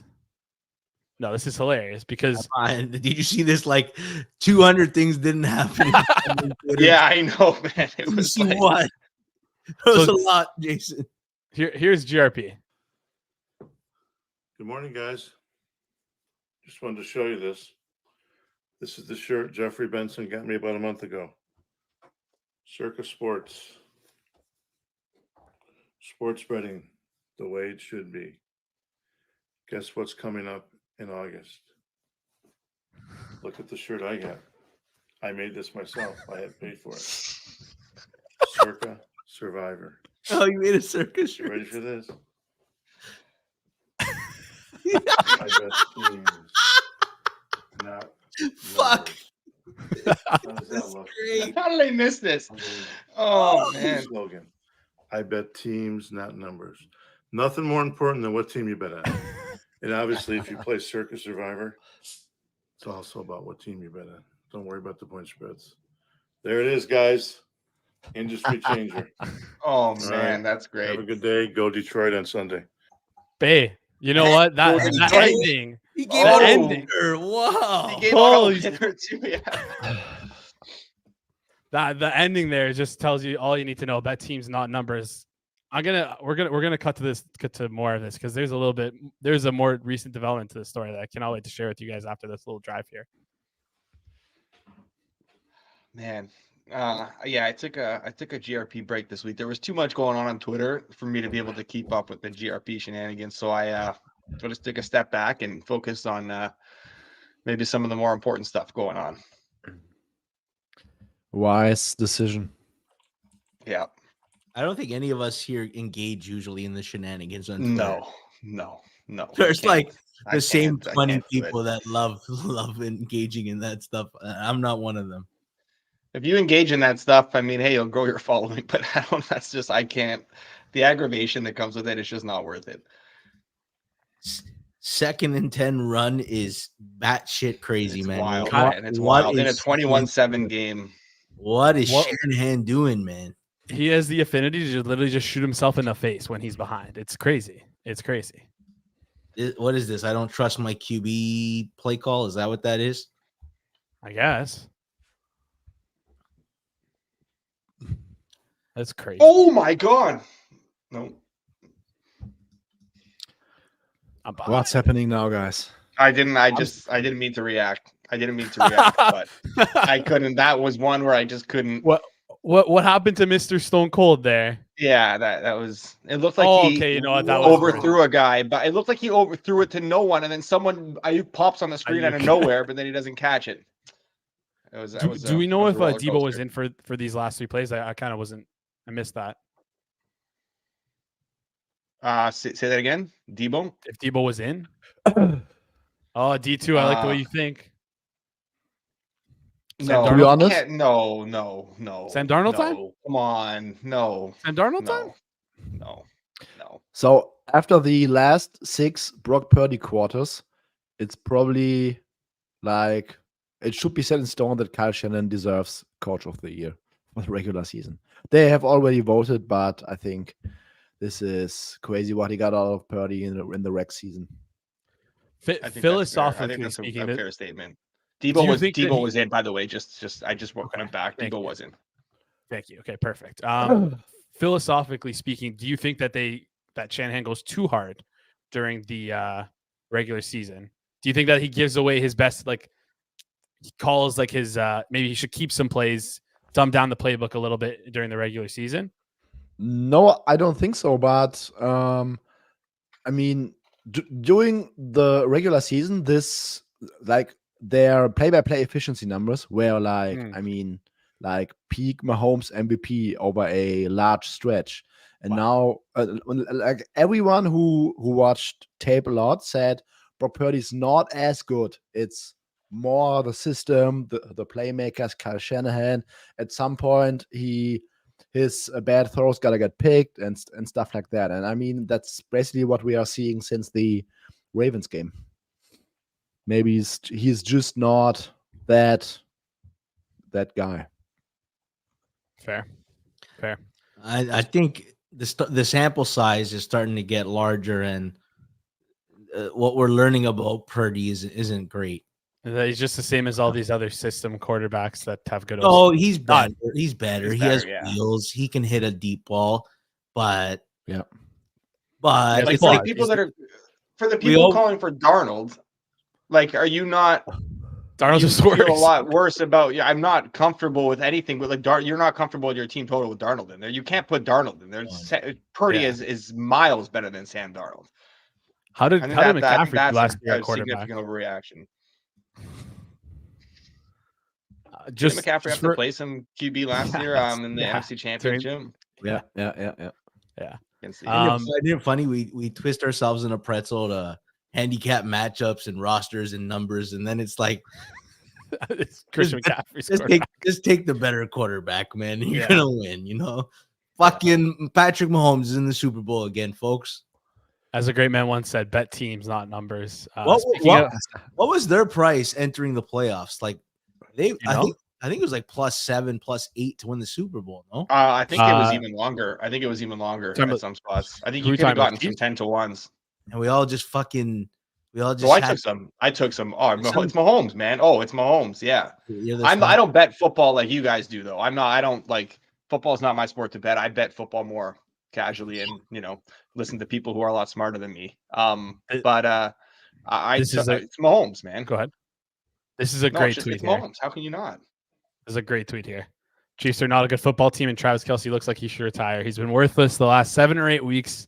The double worthless Pfizer shot may have caught up with him. Either that or Taylor Swift is the Chiefs Yoko Ono, maybe both. Wow. This is just some great work from Clay Travis here. Some great work. That is art. That is art right there. Goodness. Oh, goodness. Am I wrong with this? I might be. Miles. Is Purdy miles better than Darnold? Like it's night and day kind of thing, or is it a lot closer than I'm making it out to be? The problem is we've never seen Darnold inside Shanahan's system, and we've never seen Purdy outside Shanahan's system. So fair enough. I don't think we can make a declarative statement. Who is this hot girl that's been getting? You don't know who Sydney Sweeney is, George? I have no idea. You don't know who Sydney Sweeney is? I'm disappointed. I did not know either, guys. You guys know who Sydney Sweeney God. is? Watch some Euphoria, guys. Watch some Euphoria. I know she's beautiful, but I don't know who she is and why she's. Go to Jason's favorite site and search Sydney Sweeney Euphoria, and you'll. Do you mean the hammer.wet or what? Yeah. Oh my God. No, she's a great actress, very talented individual. Very nice performance on Hot Ones this week. Yes. I've not watched Euphoria. The shelves in her house are fantastic. Just all across the house. I also have not watched Euphoria. I'll be honest. I don't even know what the show's about. Just the name is a turnoff. Euphoria. Honestly, it's not that. It was a very hyped up show. I didn't like it that much. I watched it with my wife. She heard about it. I don't think I've actually seen TikTok a single. Or something. I didn't really like it. Don't think I've seen a single thing that Sydney Sweeney's just acted in. Seen bits and pieces of it. Never watched the actual show.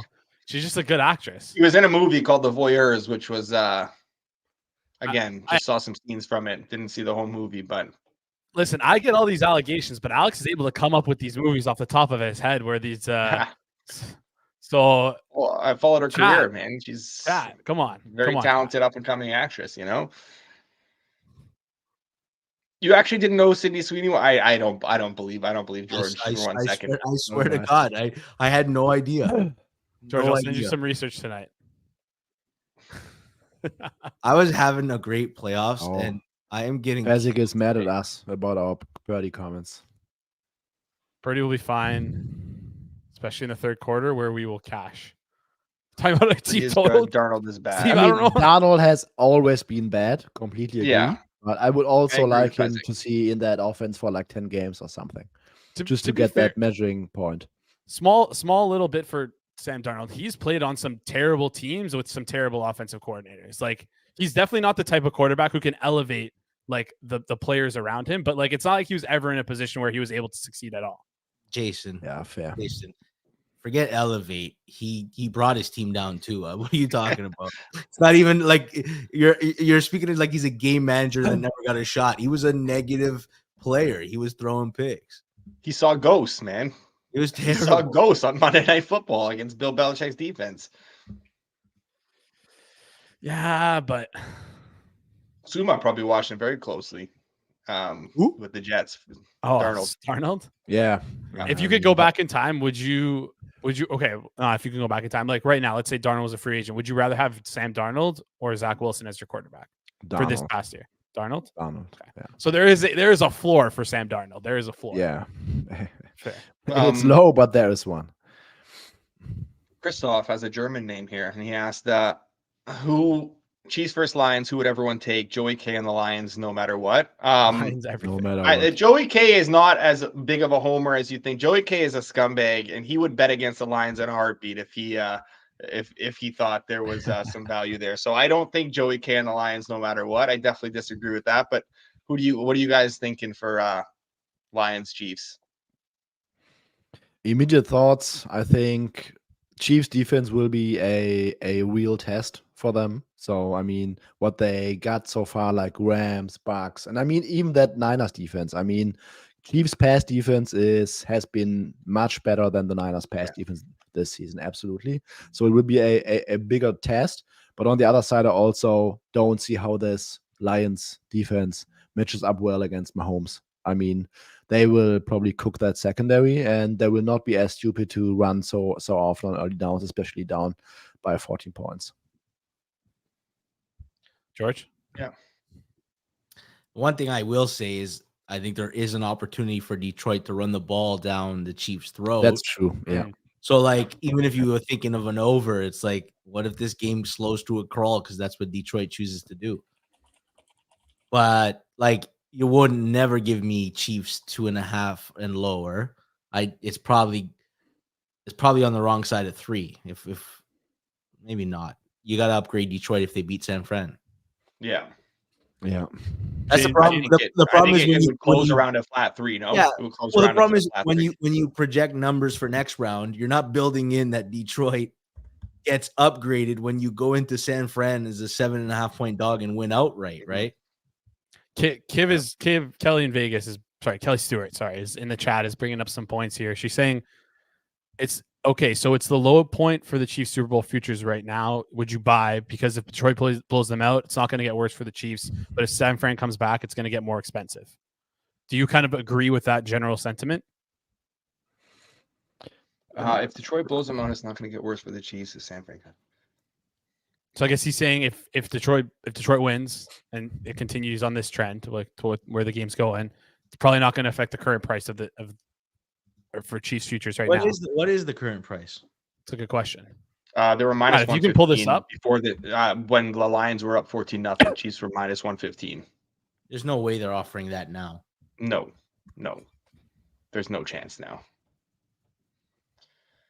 I'll try and pull it up in the meantime. I disagree with Fezzik. Did you agree with what he said to there about the Detroit will have home field? Oh, that I don't know. I think they will travel well. I mean, yeah, I think so too. They took a shot of the crowd, and there was a lot of Lions fans. I can't imagine living in Detroit and not spending all your money for this Super Bowl. You may never get to go there again. They might not have any money to travel, though. I mean, I don't know.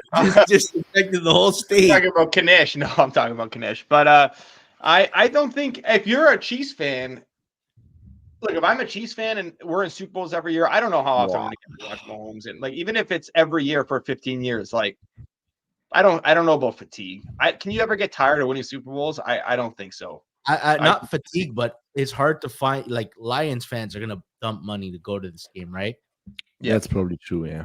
Yeah. I also think casuals will want Detroit just because it's the Well, new- it's everyone. Yeah, it was like when the Patriots. Everyone wanted the Patriots to lose, right? People want to But see Brady lose. People want to see maybe- Mahomes lose now. That's a maybe the huge sack. Swifties will show up, and then you never know where the crowd dispersion is going to be. Yeah. Who knows? Maybe the Fezzik. stands might show up after this little picture of Eminem here flipping off the. Very important sack by Bosa. Very important. Huge, What was Fezzik? huge. San Fran needs to not only hold them here, they need to get the ball back and score.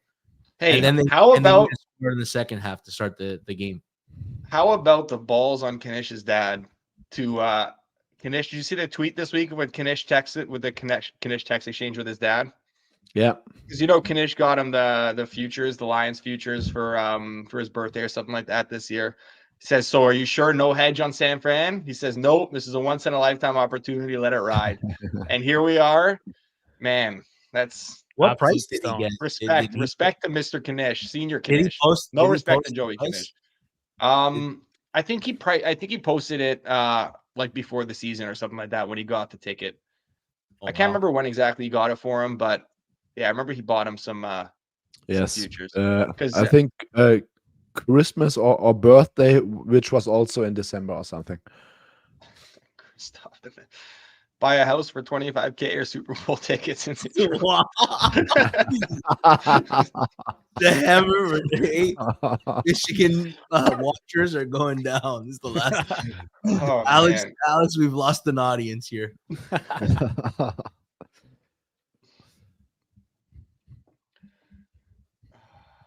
Purdy's Do warming you guys up on the agree with sideline. Do you guys agree with Fezzik here saying Darnold is a -2, Wilson -3.7, and Purdy is +0.5? I think that's about right. I I don't do not.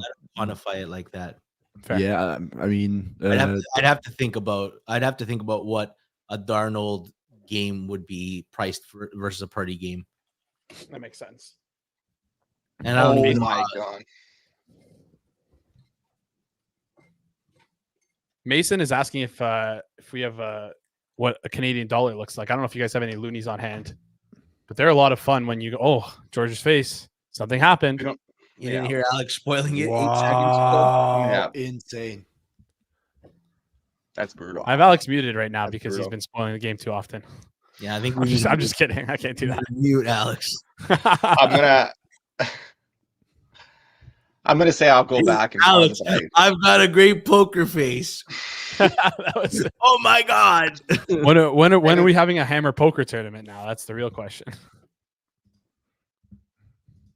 I think Clive would have the advantage there. Clive and Rob would probably wipe us all, but I just want to be at a table with Alex. I suck. Whoa, I never said Rob. I think I could take Rob. You think you can take Rob? I know Rob said he worked the circuit, but I didn't see him on the circuit when I was on the Did circuit. you know Rob consulted for sports books?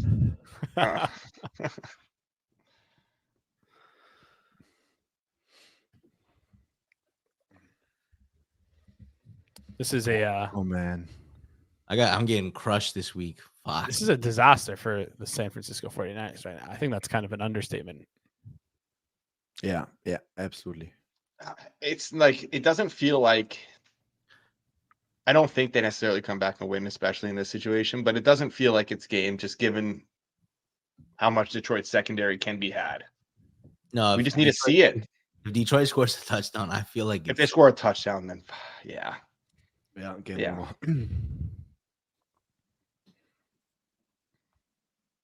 It's going to be a second A half quick- from Eager. Quick reminder here for everyone in the chat: if you want to win some free Pinnacle merch, head over to thehammer.bet/the nails. Click through the link in the pinned comment, either or, and you can click through and you can have a chance at some good old Pinnacle merch there. So don't forget to do that, and then don't forget to get those likes up. We're literally 16 likes away from 100, and it'd be awesome if we could hit 100 before the second half here. So George said if we get to 100 before the second half, he's staying on for the whole second half. So I don't know. That's he told me he was going to drive to one of the Canada's great historic sites in Toronto, known as the Brass Railing. I'm gonna I'm going to go drive Uber for the second half to recoup some money.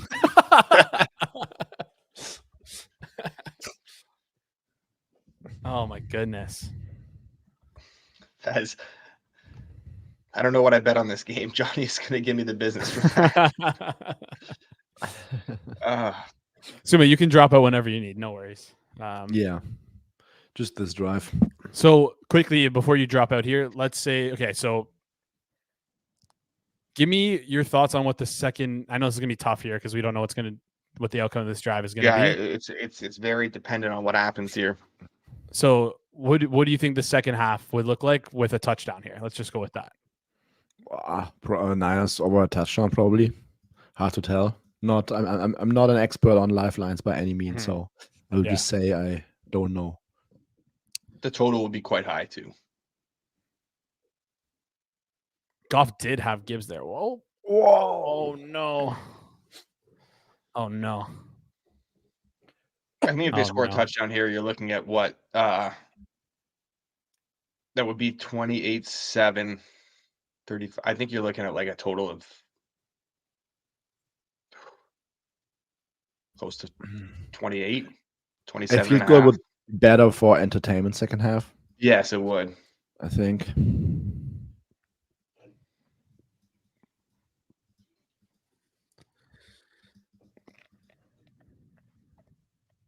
Fezzik saying San Fran 7 is an auto bet, has to be high. Yeah, it has to be over a touchdown, I think. Especially if they Yeah. and they're gonna score here too. I didn't give that one away. There you go, George. I think Fez is right. 9.5. 9.5 seems right. Yeah. Especially when like San Fran gets the extra possession or gets the first possession. What a fucking shocker. Does Dan Campbell strike you as get conservative in the second half kind of guy though? Because I don't think he does. Tough to say. But I guess we haven't seen him in this situation, right? It's easy to not get conservative in a October game, regular season game on 1 o'clock on a Sunday. Michael Kaiser, man, can't believe Goff will be in Super Bowls. Yeah, crazy. That's 2 nuts. Super Bowls. Holy shit! What did we do to deserve that? Hey, like how many great QBs can't make it to the Super Bowl yet that we have in the league, and Goff's about to go to his second one. It's going to be 3rd and goal here. That's the only thing else. Aggressiveness. The rest of the for the rest of this half here, I'm not going to say anything. But 3rd and goal from the 6 here.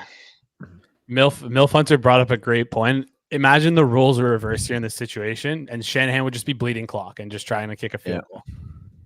Yeah, I don't like last week. It seems like every single coach has that Achilles heel. It's like none of them can just be that. I mean, obviously, no one's perfect, but all the good coaches always have that one thing that slightly holds them back and ends up fucking them eventually. I don't know what's going to hold Ben Johnson back, because if he has an ounce of an ability to like manage clock, because like that's Andy Reid's big one. Yeah. Ben Johnson looks like he's got the goods. He's the truth. Okay. So I'm not gonna ruin anything big here, but it's gonna be 4th and goal from the 2 or 3. Do you think He's gonna go Dan for Campbell it. goes for this, and do you go for it? Yeah.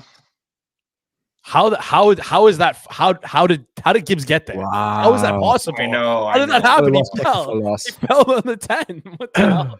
What the hell?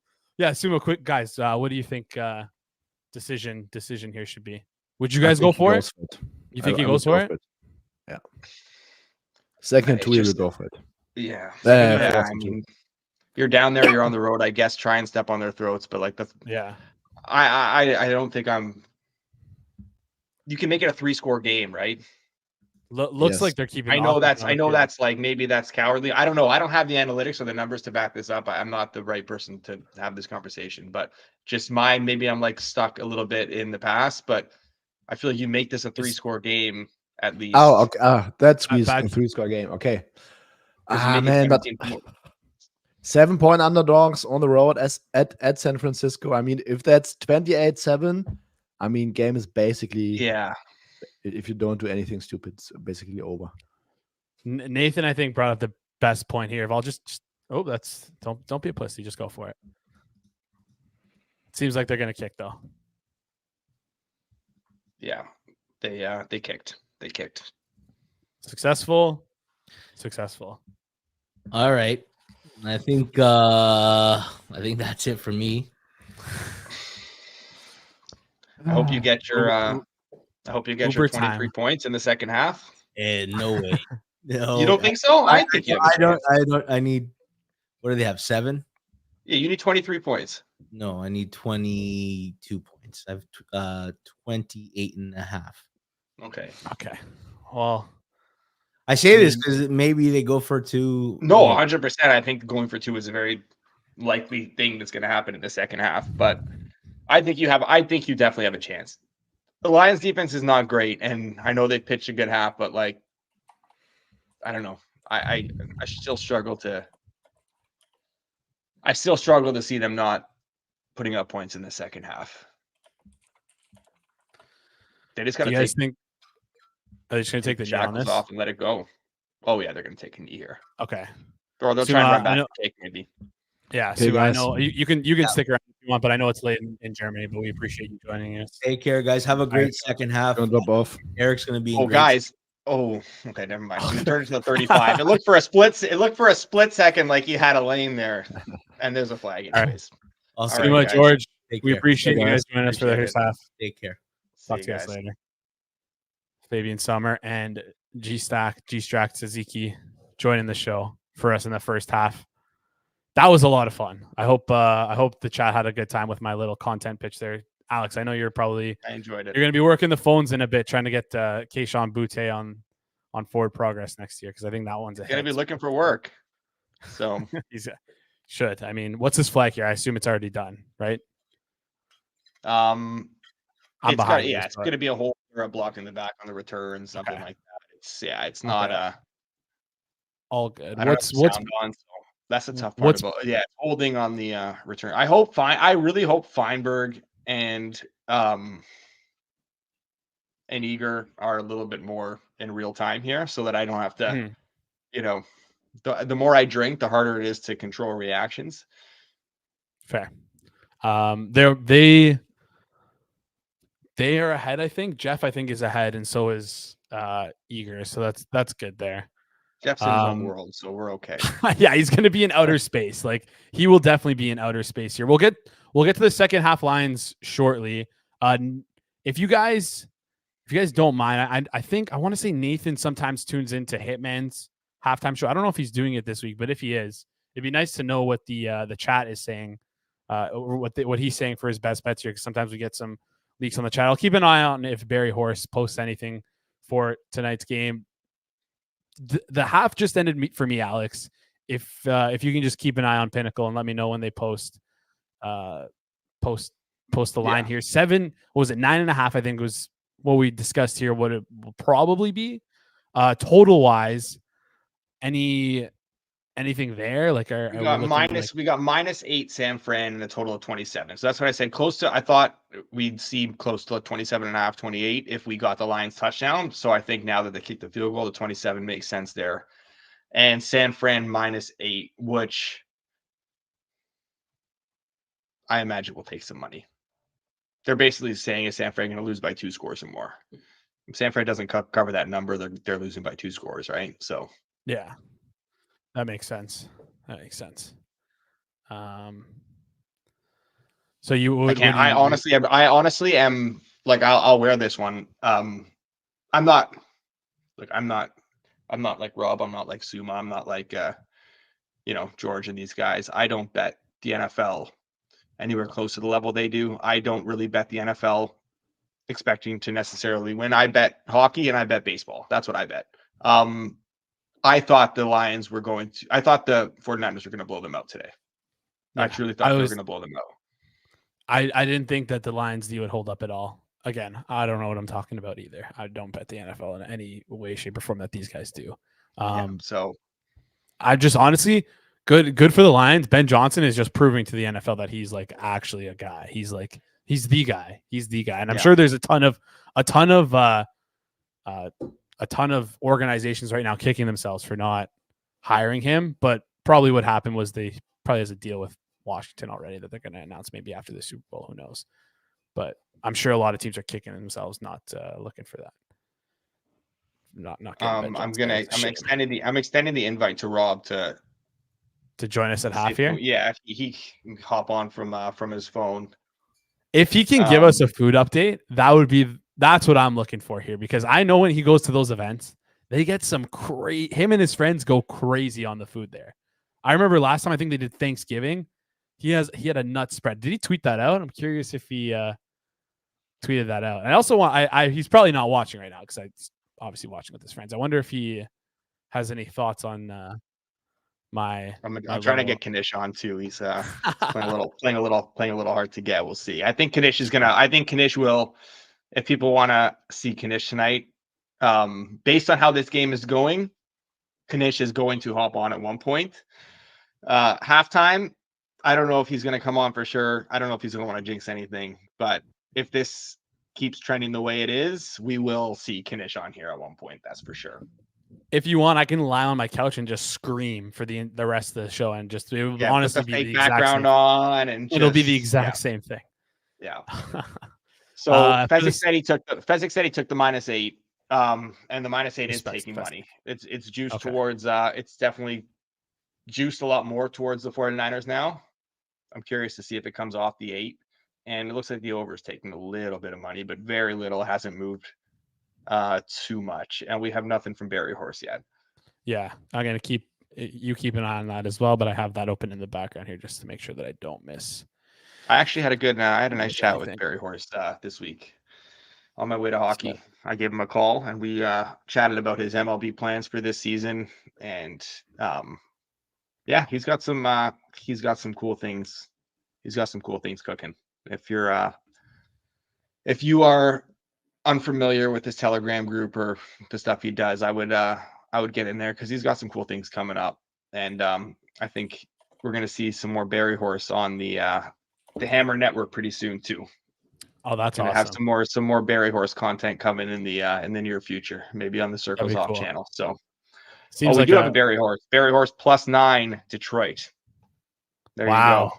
Horse and Fez going head to head. You love to see it. Go. You love to see it. Wow. Barry Horse obviously loves what he sees here with the that feels like a Barry Horse kind of play where you've seen that so many times this season where he like a dog or someone is whatever up big, and basically a team that's up big at half getting points. Obviously it's not in every situation, but certain situations he does like to I've seen him do that a number of times with like a team that's up 17 catching +0.5 or something like that, and he's taking them in the second half. But I honestly I don't disagree with him. Yeah. Again, not gonna comment, just gonna do what he says.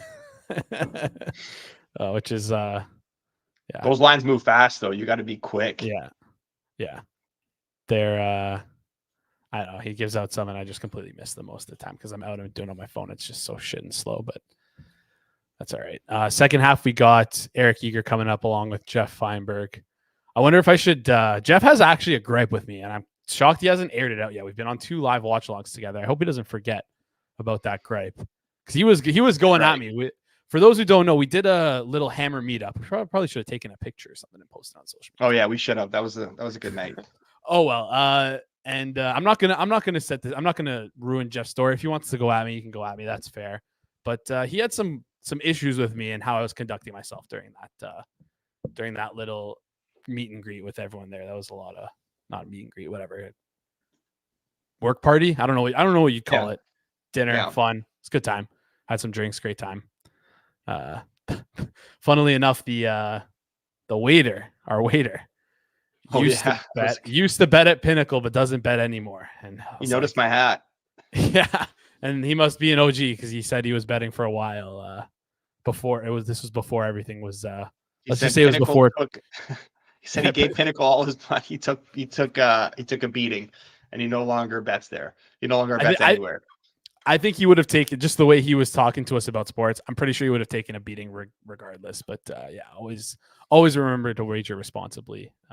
Pinnacle does have the best lines though, so If, Barry Horse has also successfully steamed the market back down to +8, -8 here. Juice towards Wow. San Fran, but it is now back down to an 8 Wow. at Penny, of course. That's the only book I have up right now. Wow. Did you get any +9 in? I got a 9.5. There you go. There you go. All right. Yeah. So you're you got some more rooting interest for the second half. Oh yeah. Oh yeah. Because that team total is long gone, baby. Woo! She's gone. She is gone. You think it's gone? You think it's done? I don't think it's done. I think the Lions could. No, it would be a miracle. The if they 49ers covered aren't out. putting up 30 points. They're not putting up 30 points in this game. Their offense looks terrible. It actually looks horrible. Yeah. I don't know. And I wish I had a better hold on. Let me bring up our RBSDM because I'm curious to see what their success rates are looking like. Because I don't think they're doing anything throwing the ball or running. They've just done nothing. It feels like they've literally just done nothing all game. They've stalled the entire way. I'm just shocked they haven't been incorporating Debo into more stuff. So just pulling up RBSDM here. Yeah, they just 0.01 EPA per play. Oh, just brutal success rate all across the board in like the 30s. They're not able to run. They can't do it. They literally can't do anything. Yeah. They haven't been able to do anything. What Nathan's saying is true too. They're not built to We've come seen back. them in situations a few times this year where they're playing from behind. Has not gone well. Not once has it gone well for them. Yeah. This is a different situation though. Like, I mean, this is a Lions defense that is not good. They're playing well in this first half, but I don't know if the Lions defense is playing well or if it's more. The thing the Lions do best is stop the run. And we have seen the 49ers run too often in stupid situations like 2nd and 10, these first down runs, whatever. Like we've seen them do that too many times. They're not going to do that now, or at least they shouldn't. If they do, then, rest in peace 49ers to 2023 season. But I don't think we're going to see them. I don't think we're going to see them run like they have. If they just take the top off and just decide like, all right, like let's leave it all out there. Let's air it out, throw it around, sling it around. I think they have the horses to come back in this game, or at least make it interesting or put up some points. Whether their defense can get the stops right now is another question. I think that's the bigger question, because I have more faith in the 49ers offense moving the ball than I do the 49ers defense getting stops right now, because Ben Johnson and this Lions offense is cooking, and I don't know whether they can get enough possessions or get enough stops to make this a game. I think that's the bigger question here. I think I think you put it great there. It's just, I don't know. I don't know. I'm still rattled about my team total is going to just get smoked. But Rob losing a best bet. Actually, you know what? I want to hear from the chat because I'm starting to book out. We're doing this so if those of you guys that have followed the Hammer for a while, if not, then we do a Super Bowl prop special where we have as many people on as we can in a 5-hour span, usually about 10 minutes apart, and everyone gives out their favorite Super Bowl bet, prop bet, whatever it is. And last year we did 4 hours. I think the year before on Circles Off was 3 hours. This year we're doing a 5-hour special. I got a lot of guests to book. I have a list of people that I want to get on here, but I'm curious to the people in the chat. Who do you guys want to see maybe that's a little bit that I maybe wouldn't have on my list outside of the usual suspects that we see all the time on Forward Progress and on the Hammer? Who are some people you guys want to see? Yeah, Jason.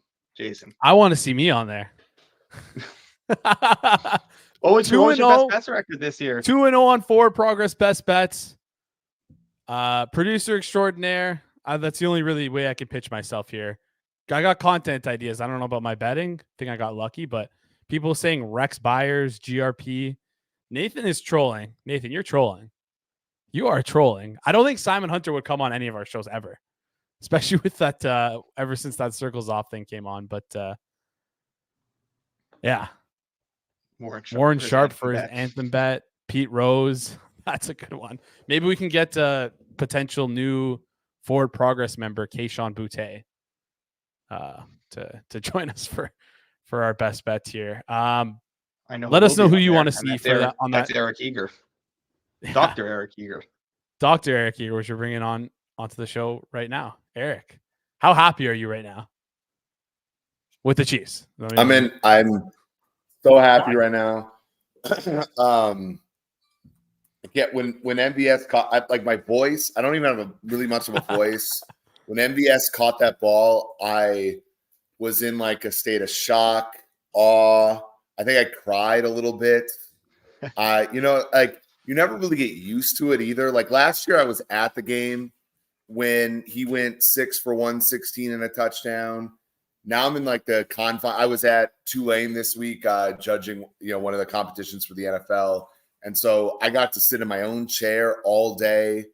And that game, I felt like, I had under, in the forward progress. Yep. I had my best play this week for forward progress, Lions over 9.5 first half points. No doubt, right? No doubt. I'm on like what a 7-week run here with this show. And your back must hurt from carrying these I'm in a good mood here.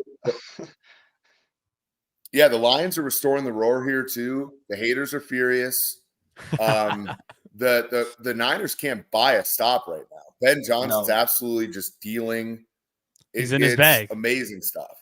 That's what I was saying. Do you think the biggest I think the biggest deterrent to San Fran coming back is not whether their offense can put up points, it's whether their defense can get enough stops. Yeah. I'm doing pretty good. I'm it, right? I mean, yeah. Go ahead, Eric. Yeah, that's the thing. I think the Lions are just too good running the football right now. Both backs. I mean, what the heck? Like, this is another thing with Chicago. Like, what the heck happened to David Montgomery, where he has come to Detroit? He looks like a totally new player. And obviously Gibbs has been, fast and, obviously very good. Laporte has been great. And I think Goff has gotten away with a few in the first half for sure. But obviously he's been aggressive and they've continued to be aggressive with him. And Purdy's looked a little shaky. I think the Lions, defense still isn't all that great. I think it'll make for a good Super Bowl if they get through, right? Like the Chiefs Lions, I think the Chiefs will have a better offensive performance in that game than they had today against Mike McDonald's defense, against Detroit's defense.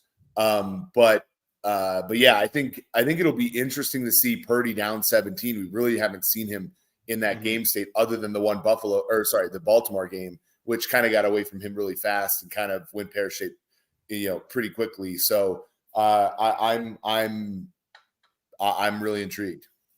We had a Barry horse +9 Lions second half. Do you agree with that? Just going to throw this in there as well before Eric, we talk on this.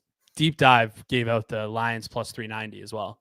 So Fez in the chat though liked it at -8.5 for the Niners. Any thoughts on the second half spread at all, or if you like the total? I can't remember what the number is, but I can pull it up in a second. So yeah, when I looked, it was -8.5 Niners, juiced -115, and then total 27 second half. 8.5. Yeah. It moved out to 9 and then came back down to 8.5, I believe. Yeah. I mean, it's tough to go because Niners get the ball coming out of the half. It's tough to look anywhere but there, especially if you like Detroit pregame. Obviously, you can have a pretty juicy middle, and especially the way Detroit plays. Like if you want, like, I do think there's a situation where Detroit wins this game by 7, and much like the first 2 playoff games, like they're icing the game away with a run game up 7, right? And so you could get a real nice middle on this game if you had Detroit money line pregame, or even obviously if you had Detroit spread pregame, you're sitting really well. Yeah, that's probably the only side you can go. I think Detroit. I don't know though if Detroit. The reason I liked first half with them on the team total is we did see in the first game against LA. They moved the ball incredibly well in the first half and then only had 3 second half points. Now, last week against Tampa Bay, it was a little bit more of a slog in the first half. And then the second half, that's where they turned it on. So they haven't really put 2 halves together of great offensive football yet in the playoffs. So, Steve Wilkes doesn't strike me as the kind of defensive coordinator that can really make great second half adjustments. But it will be interesting to see. Now we've already seen a big Debo play over the middle. And another one here. To get back-to-back Debo plays. So what I was gonna say here, Alex, if you Yeah, can, maybe if you so- can sync up with Eric here after this next play clock, so we can get the chat all synced back up here. With What's your play call? Yeah, I might Pat, be a little Eric? bit behind you, but I do have a league play-by-play feed, so you guys don't have to worry about me. okay, You know, I Alex, can keep on with you guys. Alex, if you don't mind, just so we just want to sync up the chat here, just to make I'm sure at 8, that 7, 6, 5, 4, and they just snapped it. so we're gonna use Alex as the central clock here. And they just did a little end around to Debo, who lost 3 yards or 4 yards. So they went back. Yeah, to so we're on for third time. and Didn't third quite and work medium out. here. Yeah. Eric, Would you guys? So, quick question for you guys: would you guys have gone for the 4th down at the end of the half if you were Campbell? So I said that I wasn't the right person to answer that question because in terms of the analytics and stuff, I don't have those numbers. I don't necessarily know the right decision. And I think this is still, I need to get this out of my system, but I thought in this new age, going for the 4th down and trying to, go for the jugular and go up by 21 was probably maybe the right call. But me intrinsically, like, it's built in me to go up by 3 scores there and kick the field goal. And that's probably the wrong decision, but that was what was inside of me. And that's what I was thinking. Yeah, I actually. So, go ahead, Jason. Listen. I'm also not the right person to talk about this at all, but I was just thinking that with how well the Detroit offense was looking, and I'm a Madden guy. I love just being super aggressive. So that's I thought maybe they probably should have just went for it, but yeah. What are your thoughts on it?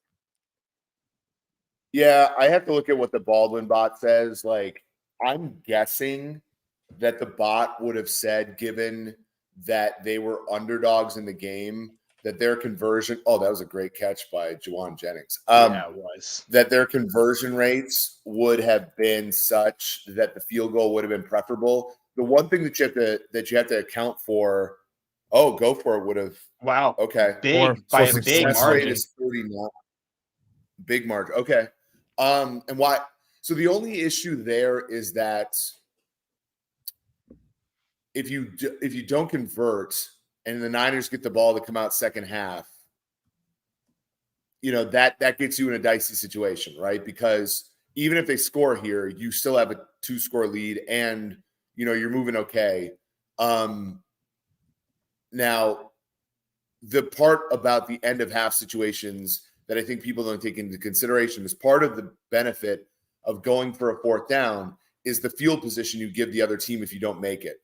That goes away at the end of half, which is tricky. So that makes some people lean more towards the kick and the field goal. But I trust the math. So I would have gone for it. And given how kind of like answerless this San Francisco defense has been at the hands of Detroit's offense, I would have, I guess in the moment I didn't have an issue with it, but I would have preferred if it was sort of my team, I would have gone for it. But that's a bad miss. That's a bad miss by Purdy on 3rd down, right there. I'm behind you guys, so I'm just gonna get it now. Yeah, that's pretty brutal. That was a suicide ball. I'm just gonna say this. You go for this one on 3rd and 8, kind of, and feel like this is kind of a team building thing too, right?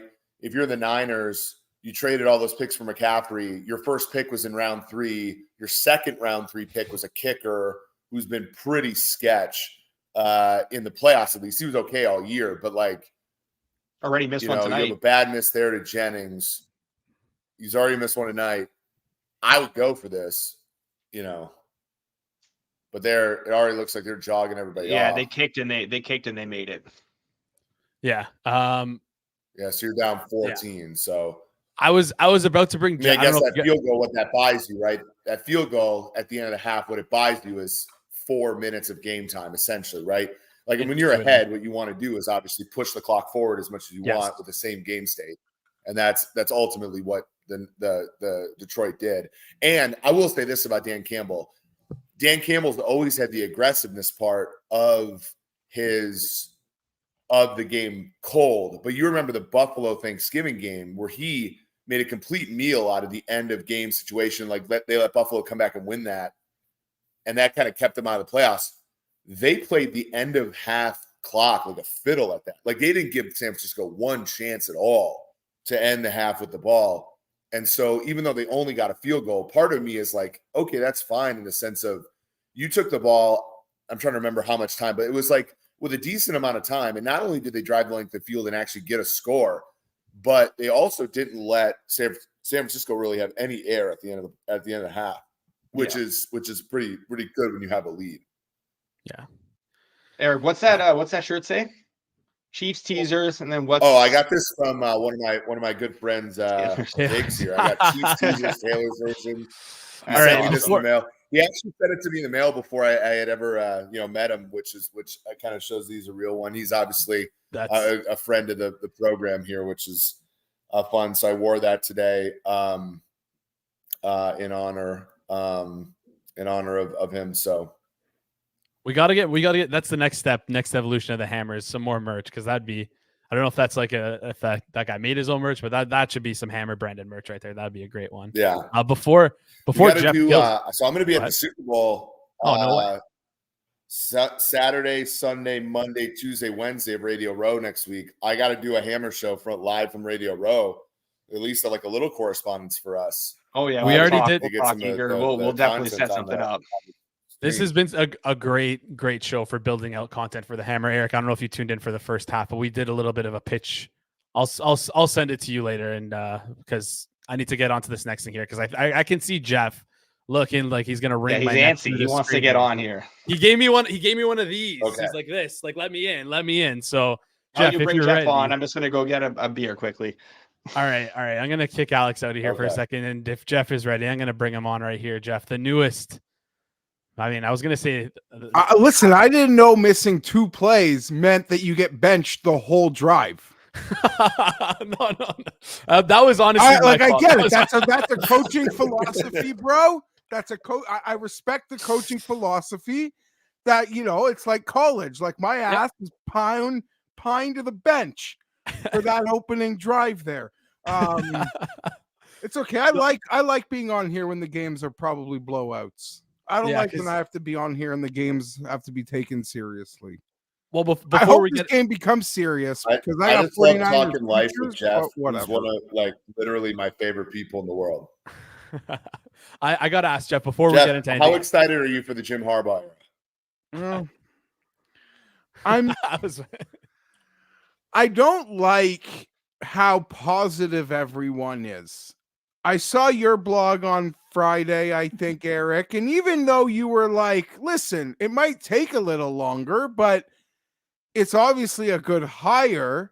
And I was trying to think, like, in my head, like, I haven't seen anyone say it's a bad hire. Like, it's being, like, universally praised as, I guess, whether it's like people think it's a good hire or for the Chargers specifically, it was really all they could do is to sort of surrender themselves to Harbaugh and be like, fix us. But I'm concerned at anything that's universally praised. Also, Eric, the discourse around the hire has been very frustrating because I want to hear something real. And it's like you have these old timers talking about it like we're going to be in the Super Bowl in a year or two, and they think Austin Eckler's on the team. So it's like the way they talk about the team post the hire is so frustrating. They don't realize Harbaugh's job one and the new GM is to sort of flood it and then recreate it in your own vision. Shit, my TV just went off. But I'll tell you that I got one question for you, Eric. I didn't think about it at all until someone mentioned to me that maybe Jim Harbaugh wants to win right away and they're just going to restructure the veterans. I didn't think that's a plausible situation, and I'll be so angry. Like, there's no way, right? Like, he sees that, he sits down, he goes, it's a fix. But as anyone who actually knows the cap knows, it's a quick. Chargers can make it a quick fix. If they try to keep the veterans, it will be a long, painful fix. Through the entire Herbert contract, we'll be fixing the cap hell. So just do one Band-Aid this offseason, Eric. I'll kill myself if they restructure everybody. Yeah, I think what you have though, that is, I think, and this is what I wrote about, which was the San Francisco thing was the Mike Singletary Niners were actually really talented. And when he took over, they weren't expected to be good, but that was like the whole marketplace being done. That wasn't like actual reality. I think if you look at his like University of San Diego teams, if you look at his Michigan teams, like those teams took a while to be relevant. Remember, he didn't beat Ohio State until the last 3 years. And during the pandemic year, they were below 500. And like, it took a while for him to actually like be a realistic contender in college football. So I think it's mostly that. Like, I think it's mostly going to be like a 1 year fix, like a 1 year, let's clean this thing out. The other part is like, I hate to say this, but anybody in the AFC that didn't watch that game today and think, Jesus Christ, the Chiefs are a wagon. That defense is an absolute house, and they're not going anywhere. You get Patrick like 1 or 2 more receivers, and that team's in the Super Bowl again. I think if you're in the AFC West, you have to think about longer term, right? Like you're not going to win. I don't care. You're not going to win the AFC overblown. West. I will say I think that is so overblown. It's the playoffs. There's 7 seeds. The loser Steelers got in. You gotta get to the playoffs. I mean, I don't care. Like winning the division, sure, but the Chargers wouldn't even have a home game if they won the division. So I think that's overrated. Mahomes being in the division, I think, is an overrated talking point. I mean, it's like winning the Super Bowl to me is all that matters. He's as much in my way as he is Josh Allen and Lamar Jackson's. And much in your way as he is in Kirk Cousins and the Vikings' way too. Sure, maybe, but I just mean like with that 7th wild card spot we've seen over the last few years. So I'd like to end Chargers radio as the Lions try to put this game away. Listen, if the Lions, you see Pittsburgh, like my expectation for them next year is to compete for the playoffs. I just watched Pittsburgh make the playoffs. Why the hell shouldn't? Well, you look at Tampa Bay, right? Tampa Bay is the classic example. Tampa Bay and LA were both the Rams. We're both like, hey, party's over. Let's clean up the cups, bro. Dead cap. They both had over 50 million in dead cap, and I know it's the NFC, but like on my show this week, I made a comment that dead cap builds culture. But all I meant by that is if you're the Rams, like you found 5 young players who make nothing, who played their asses off on defense this year. That's what I meant by dead cap builds culture. Like you have to go about it a different way. And if you actually succeed, you find freaking bodies. That's a huge stop. That's a huge 4th down stop. Lions went stop by the Niners on 4th and 2 here. Huge. I would have kicked at halftime too to add to that discourse for sure. You would have kicked too. I'm a pussy too. I'm a pussy too when it comes to this stuff. Them go to the locker room with momentum. 3 scores. Even if this don't give them a chance to get a stop and keep it a 2-score game before the half. I know people will be like, no, you got to go for the jugular, and you're just like delaying the inevitable. But in a game so big with such inexperience at quarterback on the other side, I would try to delay the inevitable potentially. Yeah. I would have for sure kicked. Yeah, I think Chargers would have been screaming would have gone for it just because their kicker is ass. Yeah. Riley Patterson. Money Badger? Yeah, what are you talking about? Patterson. No, Patterson. The one that just happened. No, it's Money Badger. It's Michael Badgley. Oh, it is Badgley. It's the Money Badger. Badgley. I'm sorry. Badgley. Yeah, it is Badgley. Patterson was their kicker first half of the year. Yes. So yeah, Badgley, Chargers legend, if I recall. Because you brought up the Rams, the Rams were like potentially a blown pass interference call away from being in the same spot the Lions are right now. And how come nobody goes after a Les Snead tree? Is that because like it's like a fuck them picks attitude? Because what they have sort of done, how they have found players, Eric, in the late rounds. Well, Brad Holmes is on it. Brad Holmes is the Lions GM. He was there. Okay, sorry. So he's part of the tree. Yeah. All right. Yeah. So, and I don't know, like. Their director of analytics is now like a higher up director of analytics for the Titans. But yeah, I mean, a lot of people are getting plucked off the Niners when I do think the Rams are a little bit of that ilk. But yeah, Snead was Falcons under Dimitroff, and then a lot of them went to go be in the Rams under Snead. So the live line right now on Pinnacle is 6.5, juiced towards the Lions. Do you think Shanahan is the coach to go for 2 if they score a touchdown here? Or it's No. too early for that? Well, he won't not do to it. coach for it regardless. Yeah. No, I don't think Like will he do it. wouldn't in general, or because they're the favorite and them getting to overtime when like is seen as a positive. Like I just think I don't think he's the coach to do it. But I could be wrong. Todd Bowles just did it, Eric. A I week know, ago. but Todd Bowles did it we were on a live stream as an underdog. But he did it in Buffalo too, like earlier in this year on like a Monday night or a Thursday night. I can't remember which one. Slowly shifting towards woke. He screwed up a -7 or something spread for the Bills bettors like early in the year. Yeah. And Eric, I just want to put everyone on notice. I'm not ready to unveil it tonight. I have an incredibly toxic Super Bowl take. Oh no. Like it's really toxic. It actually might overshadow my preseason DeMar Hamlin take. Okay. And it just surrounds the fact that the Andy Reid, there's not a chance in hell he's going to retire, Eric. There is not a chance in hell this man is going to retire.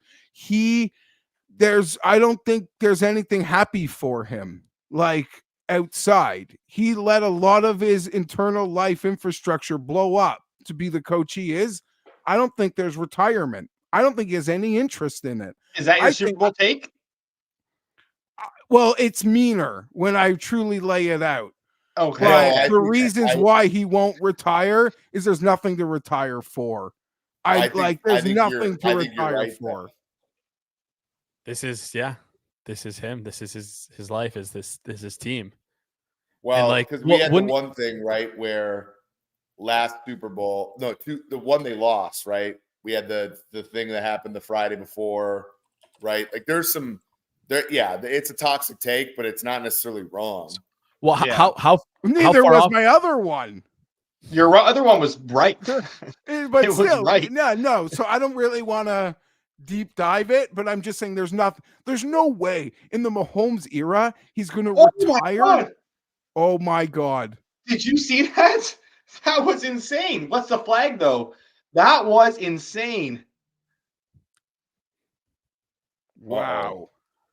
I'm so behind you guys. Ready What's for this? The flag? Was it DPI? Oh, what?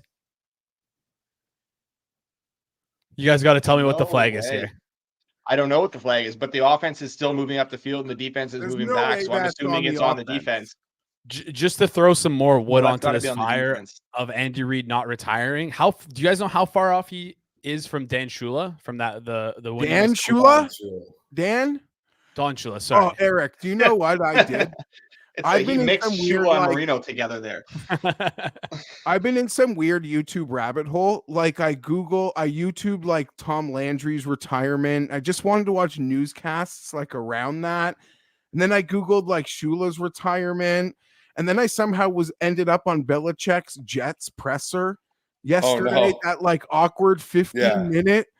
And I watched the whole thing. And I'm just like, imagine something like that happened today. His in the Jets I'm not coaching for you presser was longer than his I'm leaving the Patriots presser. Yeah. It was Isn't that insane?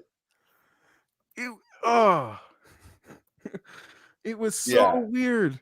So yeah, I've been in some weird coaches that ball hit the DB right in the face. Yeah, it did. I don't want to make this Chargers radio, but let's make it coaches radio. Who's the most obvious surefire like home run coach hire that you thought would work that didn't work? Because again, I haven't heard anybody be like, in the end, the Chargers won't be in a better place. And for the hockey ones, I could say like Babcock. Like you thought he would turn that young Leafs core into champions, being a champion in Detroit. When you're the Team Canada coach, of course he's going to take this young nucleus and like mold them to be champions. So I think Babcock would have. I think if they stuck with him, we're not going to turn this into a hockey show, but no, but I'm like think about it in your head. Like, who's the home run coach hire that like didn't work? I feel like it's different for hockey because it's like has like in football, there's just a much bigger impact for head coach, like way Purdy like better do eons this right now. eons of an impact for hockey. But Eric, what were you going to say? Sorry. Honestly, one of them was Arthur Smith, right? I think people universally praise Smith. I think the Falcons under Dan Quinn were thought of as rookie like head coaches. I'm talking about more of like guys with some sort of reputation. Like that's fair. Like there's a lot of rookie head coaches. We got a game now. We got a game one now, that was epically a meltdown. Football game, boys. Yeah, we got. What do you want here, Jeff? I have 49er futures, a pretty big one, and I do love the Lions. But let me explain this to all our friends in the chat, and you guys would understand. You do everything responsibly, but the Super Bowl is one of those things I kind of don't do responsibly. Because other than golf, I'm really not making a bet for months on months, maybe March Madness. And to have a future get to the Super Bowl means I don't have to like go out of pocket. I don't even care if obviously I would want whatever. I could debate the Super Bowl, but the best part about a future in the Super Bowl is to not have to make that like big game, big bet on the big game. Like you've already got the bet. It doesn't have to come out of pocket. So that's sort of what I'm rooting for in some weird way, is to stay in pocket for the Super Bowl, other than obviously prop fun, Alex. So I'm rooting for that. And it's still a nice payout. Speaking of which, for prop fun, we're going to have, Alex alluded to it earlier, we're going to have a live show here, 5 hours, I believe, prop show here. Okay, Eric, well, you tell us, buddy, which backup tight end is the go-to? I know I'll press you real hard, but right now, early lean, Gray or Watson, because I'm going to be like really in on one of them. I mean that. Is Watson a tight end now? Chiefs backup tight end I'll be invested in the props. It has to be Noah Gray. Noah Gray's the one they throw to. Noah Gray's the one? Yeah. Okay, so that's it. No, but you think we're going to get a Blake Bell appearance in the... I don't think they've thrown to Blake Bell more than like once or twice like all year. Blake Bell was basically a goal line back at Oklahoma. Yeah.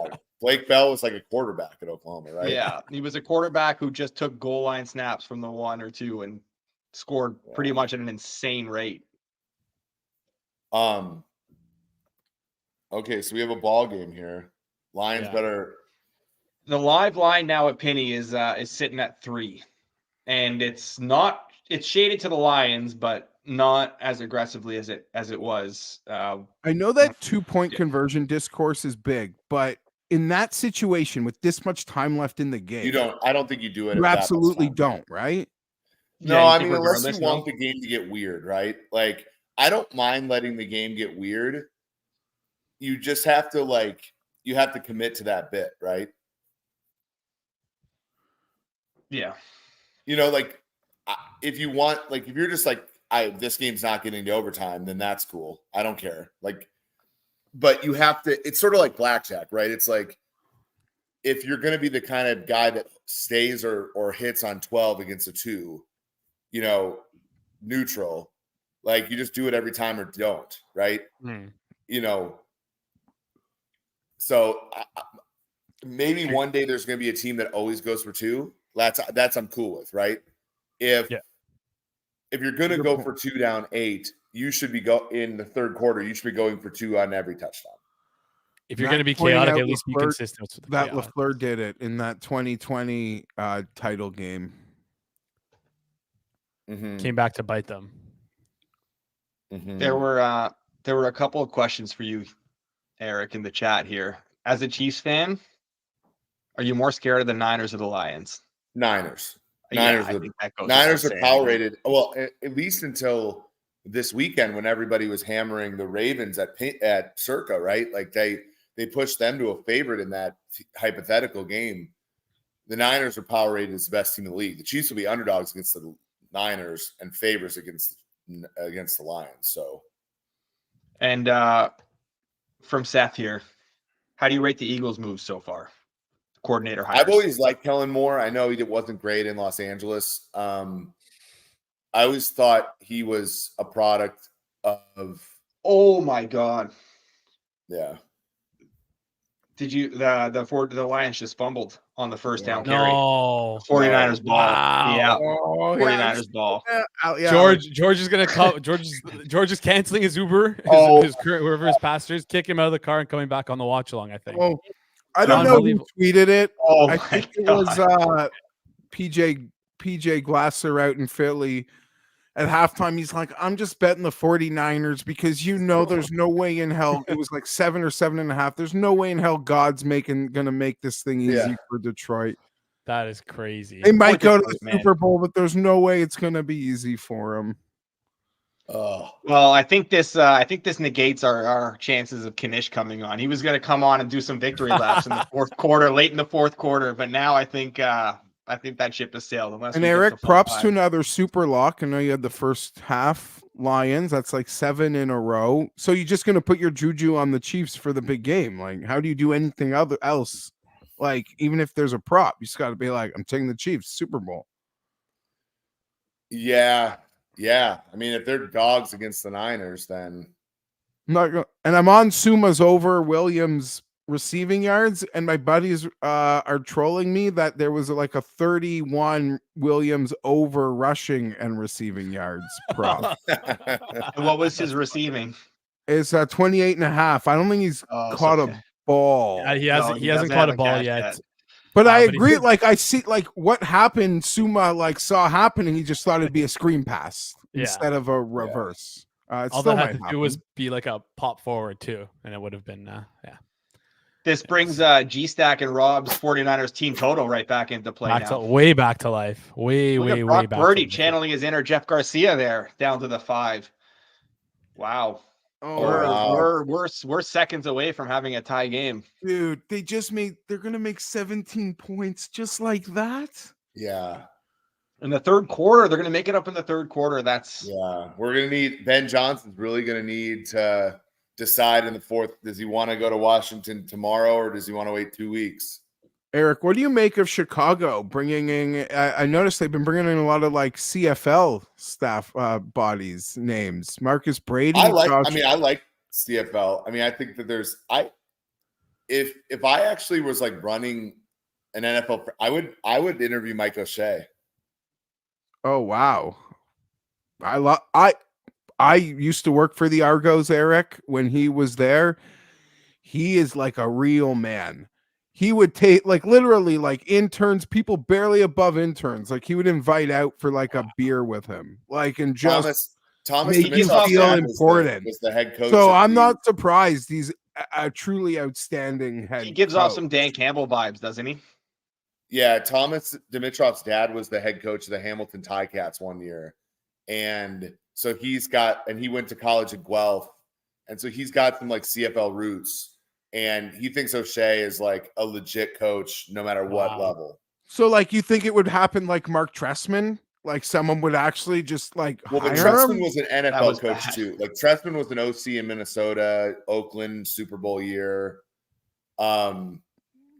Actually, Trestman and I have the same football alma mater. We both went to Minnesota State. I played football there. Okay.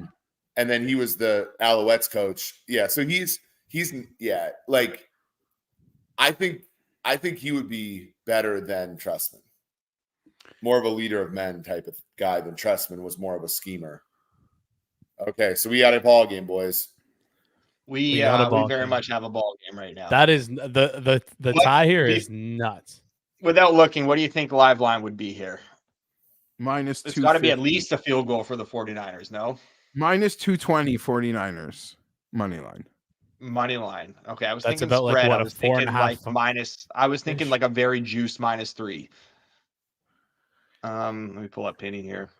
I feel like it'd probably be. I think it might be 3. We got Niners -3, but plus 105. Wow. What's the money Lions line? +3, minus 120. Oh, okay. Now it's minus 100. Money line is minus 191. 49ers. Great comment here from Fezzik. I've been away. Anything happen in the NFL game? Great. Fezzik went line, yeah.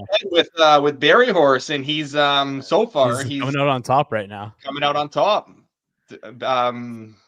Barry Horse needs 2 scores for the Lions to 2 unanswered scores to get that. Go ahead, Jeff. You could just feel like how hard this is for the Lions, for their fans. You know, this is exactly how it would go if the Bills got here, if the Browns got here, if the Chargers got here. Like, The Like, I know you Vikings didn't for leave you, out the Vikings. Mileto. Come on. Yes, buddy, don't worry. You're a twin of mine. We're like sister franchises, but Mhm. unbelievable how cruel this can be. Maybe, and now I feel like an idiot for saying they needed the field goal. Like now I know, so this do is I. exactly So do why, I. right? This is exactly why Yeah. they didn't kick the field goal in that spot all season. All season they would have gone to the locker room, do or die there. It's I'm sorry, Nathan. What did I just say about I just mean loser franchises. Oh my God. Try to stand together, us losers. I want to say, is Nathan a Giants fan? Nathan, I feel like you mentioned it earlier that you were a Giants fan. If you want to, people in the chat, just drop what your favorite team is here, because I'm curious to see where chat's allegiances align here for the NFL. I don't mind when Jeff talks about the Chargers. I personally love it. I gotta say, this is like a sad day. It's a happy day. It's a sad day. But as someone that cares so much, watching other teams stamp their ticket to the Super Bowl, like it sometimes just makes me emotional. Like it does. Like it's the coolest thing ever. Yeah, and then people like Eric can like get spoiled and do it all the time, like Patriot fans. And then I think about the tickets for the game. It never gets old though. Like when MVS caught that ball, I literally started crying.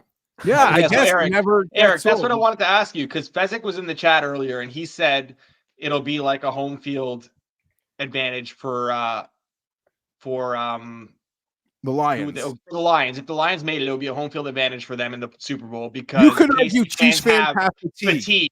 The Chiefs fans that can afford to go don't care to pay the Vegas upsell, while Lions fans will mortgage their life. I totally get that. Like I got to be honest. I went to the Lions playoff game against the Rams, and that place was buzzing. But Tage, he said the second Lions playoff game was not as nearly as crunk. Like they had to start saving already. Right. I mean, it's like the Super Bowl is corporate anyway, right? Like it's less like corporate. Chris Collins. Like, okay, because it's in Vegas, it could get back to those old school corporate ways. But in some ways, Eric, by like actual game day Sunday, it had become a bit of a less corporate entity. But this Vegas thing puts a different level of it. I'm not saying the Super Bowl isn't corporate, but I know so many people in all sport, from sports journalists to people that work in marketing for like something like Monster. They're there, but by Sunday they leave town. Like they leave town, and it's I'm gonna be gone by Wednesday. But but it's still pretty crazy. Who like it's still half full with fans, and the other half are people who are there just to be there.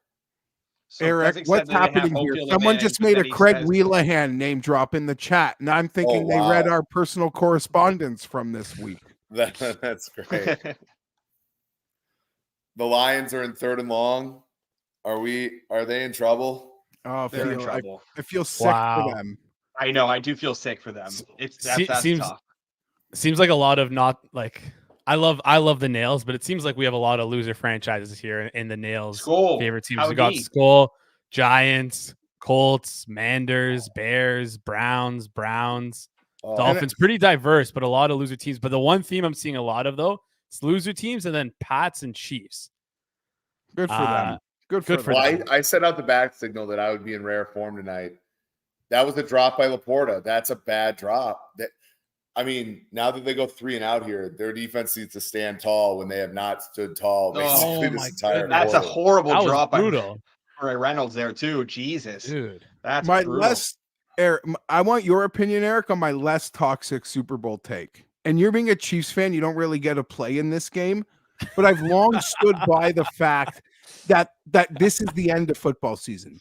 The Super Bowl is like the cherry on top of an ice cream sundae that had like all different flavors and hot fudge and a big brownie. But once you're like, the games are 7 on and you're with your boys and the TV. But now, like when their wives and the kids come, football season's over. Unless you've got an insane future or your favorite team is in the Super Bowl, it is just a cherry on top. It is not football season. It's a cherry on top of an ice cream sundae that was once a football season. Gonna cut in here. You guys are ahead of me. Did he step in the end zone there? I couldn't. Yeah, it says touchback on the play feed. That's a bomb. They can't help themselves right now, man. The They can't stage help looks a little bit big for them. I've seen this before. I've seen this before at the Vikings. I've seen this before with a lot of teams. I do sympathize with Lions fans right now because that's tough. Next week is like the worst week in the sports calendar, in my opinion. Oh, it's terrible. It's awful. And The then- NHL has their All-Star break too. It's bad. Yeah. Next weekend is you tell your wife that you're just gonna take a break. You know what? It's been a lot of football. Let's go out for dinner on Saturday. Let's do Valentine's something on Sunday. Take the kids somewhere, and you just you look great, but realistically, there's just nothing to watch. Back when I was at PFF, we had like our graders go and chart they still do this. Chart the one-on-ones at the Senior Bowl and the Shrine Bowl. And I used to take that data and like limit bet both games at like all these PPHs and would just clean up. That was like my degenerate my degenerate like middle week Super Bowl bye week betting. And it was like, and they were just guessing, right? So I'd be like, holy fuck, like Bailey Zappi's like 13 of 17 in one-on-ones this week throwing the ball, or Andrew Thomas is like stoning these guys, right? And so like I literally go through the rosters and like grade out the players and be like, this game should be -3 and it's +2.5. And I would just absolutely send on all these games, every which way until I was like I would nuke accounts based on those games just because, they were already like I would be limited on all like, NFL or whatever. And then they would let me bet those games because why wouldn't they? And then that was like the final straw for some of those. So has this edge dried up now? Well, I just don't have access to the data. I mean, if I were to give out the advice though, like they always favor the wrong team. Like they don't have a clue. So, So for that betting advice, I'm going to ask the chat to just increase the likes a little bit more. We finally cleared 100. If you guys could just do us a big favor here and just bump up those like buttons. I see a lot of people in the chat saying Jeff is wrong about his. It's one guy. It's Nathan. If your football season ends, football season ends and the last game you're not watching with like people's wives and kids, and the Super Bowl is just a party. It's like a big thing. Party. I go to a great party each year, but it's a party. It's football season ends. It's over. Purdy put his big boy pants on there. Did you see that play? He hurt. Yeah, he was talking shit about him with Sam Darnold. He turned a sack into a first down. Wow. And the Giants aren't losers. If I said that, that's I misspoke. I would never call the Giants losers. The Giants are a blue blood franchise. They're a blue blood. I think that was me that I said loser. They haven't really won anything in a while, but they've won before. They've won. Would you They've won a lot more recently than half the other franchises we've been talking about. That's true. That's true. Now, you got to take down Purdy on that play. That's bad. That's bad. A bad play. You can't let him make that play. Yeah, this feels like the Niners are running down. So here's an interesting question. So we had a look ahead earlier today after like between games that was at 3. How much do you think San Fran gets downgraded, or do you think this comeback would? There's been some luck involved in this. The fumble, the deep pass to Ayuk that should have been probably intercepted. San Fran has to be downgraded from this performance. Do they not? There's no way we see a 3. This is what I'd like to say. I think a lot of people got burned by Mahomes today. I think you're got to be a scared rat going for the cheese on the other side of the electronic fence. If you want like, shit, I'm going to pick on Mahomes again. We're like those rats trying to get the cheese and we keep jolting ourselves. So I would be shocked if we saw a 3. There's no way you see a 3 after this game. There's no way you see +3 for KC. Just to push back on that, you'd think the guys with like the biggest influence on the market would probably be the ones who would say no, even though KC won last game, even if they're adjusting, you'd think that they'd still trust their numbers. But on open, I don't think on open. But Alex, you're trying to nitpick San Francisco. I could do it the other way and be like, Baltimore was so undisciplined. Baltimore kept turning the ball over. And they fumbled the ball to 1. And for sure, that's true. Baltimore held the Chiefs scoreless in the second half. Because it's Mahomes, I think you get the benefit of the doubt. And I think you should get the benefit of the doubt because it's Mahomes. Fezzik's saying the numbers too. Eric, as a Chiefs fan, how do you feel about that if it's against San Fran? I mean, the 49ers have been the highest power ranked team in the NFL basically for the last 3 months of the season. So 2 sounds about right. Yeah, I think 2.5. I'd make it 2.5 if you told me Chase Young doesn't play. Yeah, the thing about the bad Niners, joke. and we didn't get to see it in this that game. Did not land. The Niners' run defense is trash, and the Chiefs are actually a good run team. They didn't run the ball well against the Ravens because the Ravens are really good defense. The Chiefs got 6 first downs the whole second half, the game. Yeah. And all this stuff. Total, like, I don't think the total is that high. I don't think it's 49. I think it's below. There's no 49. way Spagnuolo. There's no way it's 49, right? And Spagnuolo's not giving up anything. Like, this is not. Yeah. But Eric, I to swear you said this before, maybe even in the preseason stuff. The thing that impresses me so much about the Chiefs, and the thing that I don't think we talk about nationally that gets enough credit, is how Spags develops players, man. As a Chargers fan, I've seen some of these, like, who are these jabronis? Like, pick 6 me at the goal line. Like, when there's still 6th round picks in my head. And his ability to work with how much money was spent, even on previous Chiefs regimes, on that offense. And they were able to take a lot of those draft picks and he developed them into football players. I don't think that gets talked up enough. I know there's an anti-defensive coach bias in the coaching market that, like, I don't know. Like, it does seem like he has done a masterclass that isn't getting enough credit, I believe. He was such a disaster when he coached in St. Louis that I think that's part of it. But the other part is they're giving a lot of that credit to Veach, right? Because the Tyreek Hill trade really stocked up the roster. But to your point, he needs to develop them. Veach can draft them. He's got to develop them into football players. Right. If he can develop, like, that is one of the Chiefs' biggest assets in Spags' ability to develop these guys. And you don't even need it. When you have Patrick Mahomes, you don't need world beaters. You don't need. Well, they've developed corners forever. Travarius Ward's a Pro Bowler on the Niners. He was a 7th round pick that the Chiefs traded for when he was a rookie.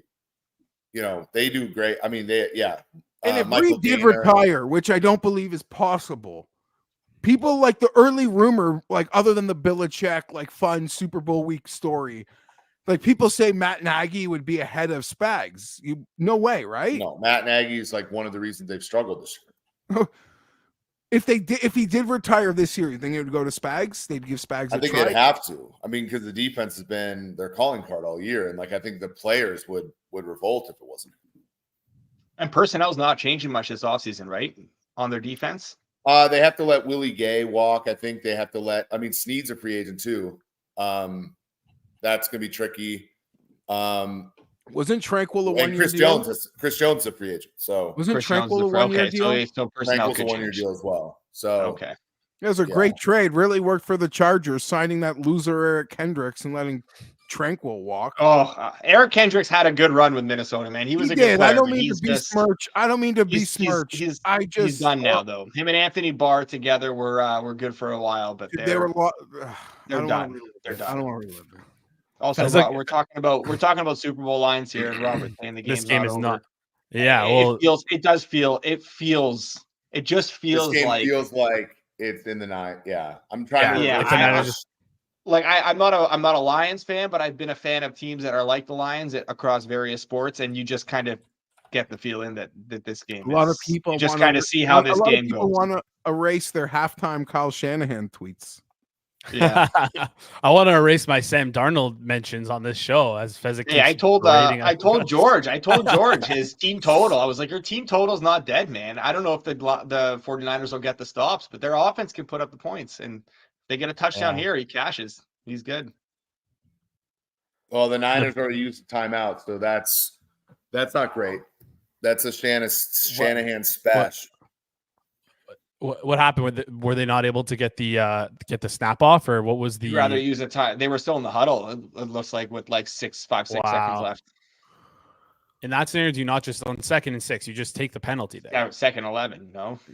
Yeah, I agree. That is a mistake. It seems like. I'm super sorry that I keep asking that. Chat probably hates that, but I'm just incredibly far behind you guys, so I just want to get context on the stuff you're before. good. You're good. I got a question for you, Jeff. Any Dukes tonight? Cold Dukes? No cold Dukes? No, I don't have anything coagulating nearby. So one of your favorite Twitter, I'll call you Twitter stand-up. Oh yeah, I love. Okay, can we talk about this for 1 second? Yeah, George, go off. did George hire someone to work on photography? Like the perfect placement as he devours this burger, and that McDonald's arch is perfectly in view. Like it's literally like he's paying someone to set this scene. Props to his amateur camera work on this one. I marveled at it. I marveled at the angle. I'm a fan of his bio writer. His bio. I don't even know what his bio is. As the Niners go for a first down. Here, I'm an expert at NFL future props, and I show bet slips. Heard on Be Better Better's Mile High Sports Dan Talks Football, the Hammer HQ, and the. I'm a George super fan. I love George. I know some people don't like stoking the flame that is George because they don't like the attention, but I couldn't. We're gonna do a show next year that's gonna be called the G's.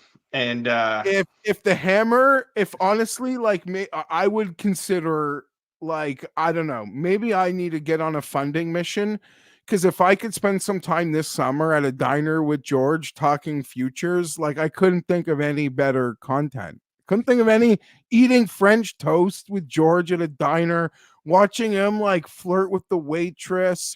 Oh, he calls the waitress like sugar or something. You know oh, for sure. He does. There's no way he doesn't like shooting the shit with Jeff and George. I love it. No, I can't it's believe not I shooting, missed it's that. really just like talking about the futures. Like he busts out the notebook and I just marvel.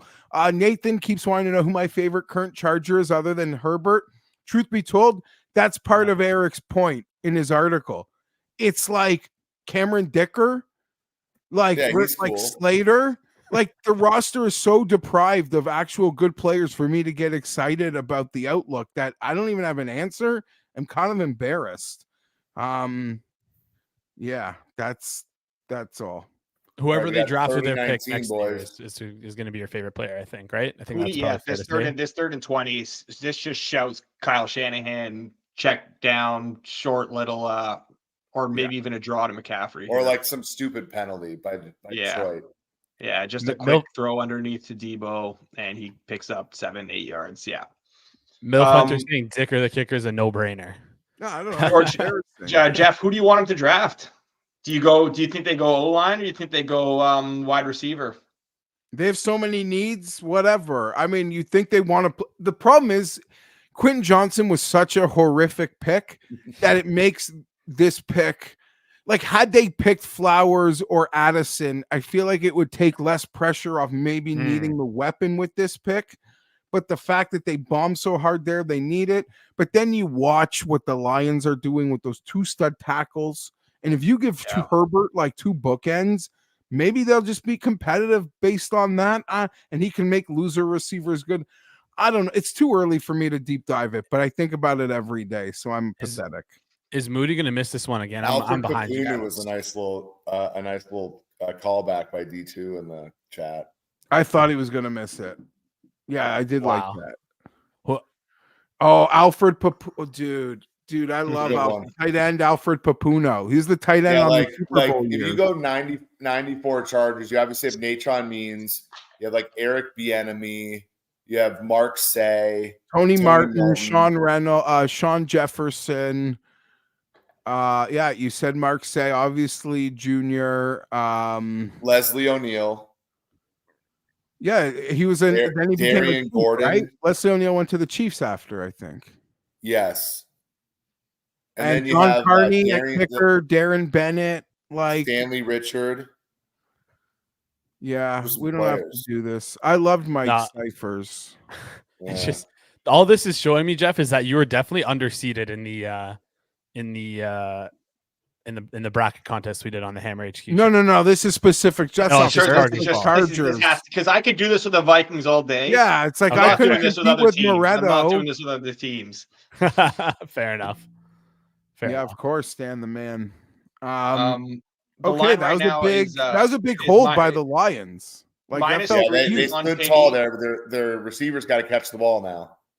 We got a -3, -118 for San Fran on Penny, which was just now in real time bet to -115. Lions +3, -105, and live total of 60.5, heavily juiced to the over. So Jared Goff right now, 167 passing yards. On our best bet show, Hitman gave out the under, I want to say, on where is it? On 260.5. There is what? A quarter and I'm Yeah, not that's a gonna. little I'm not spread, gonna. honestly. I'm not gonna jinx anything because I just said the G Stack that I just said on air here that I think his team total was looking good again, and then they had to settle for a field goal. So I feel bad about that.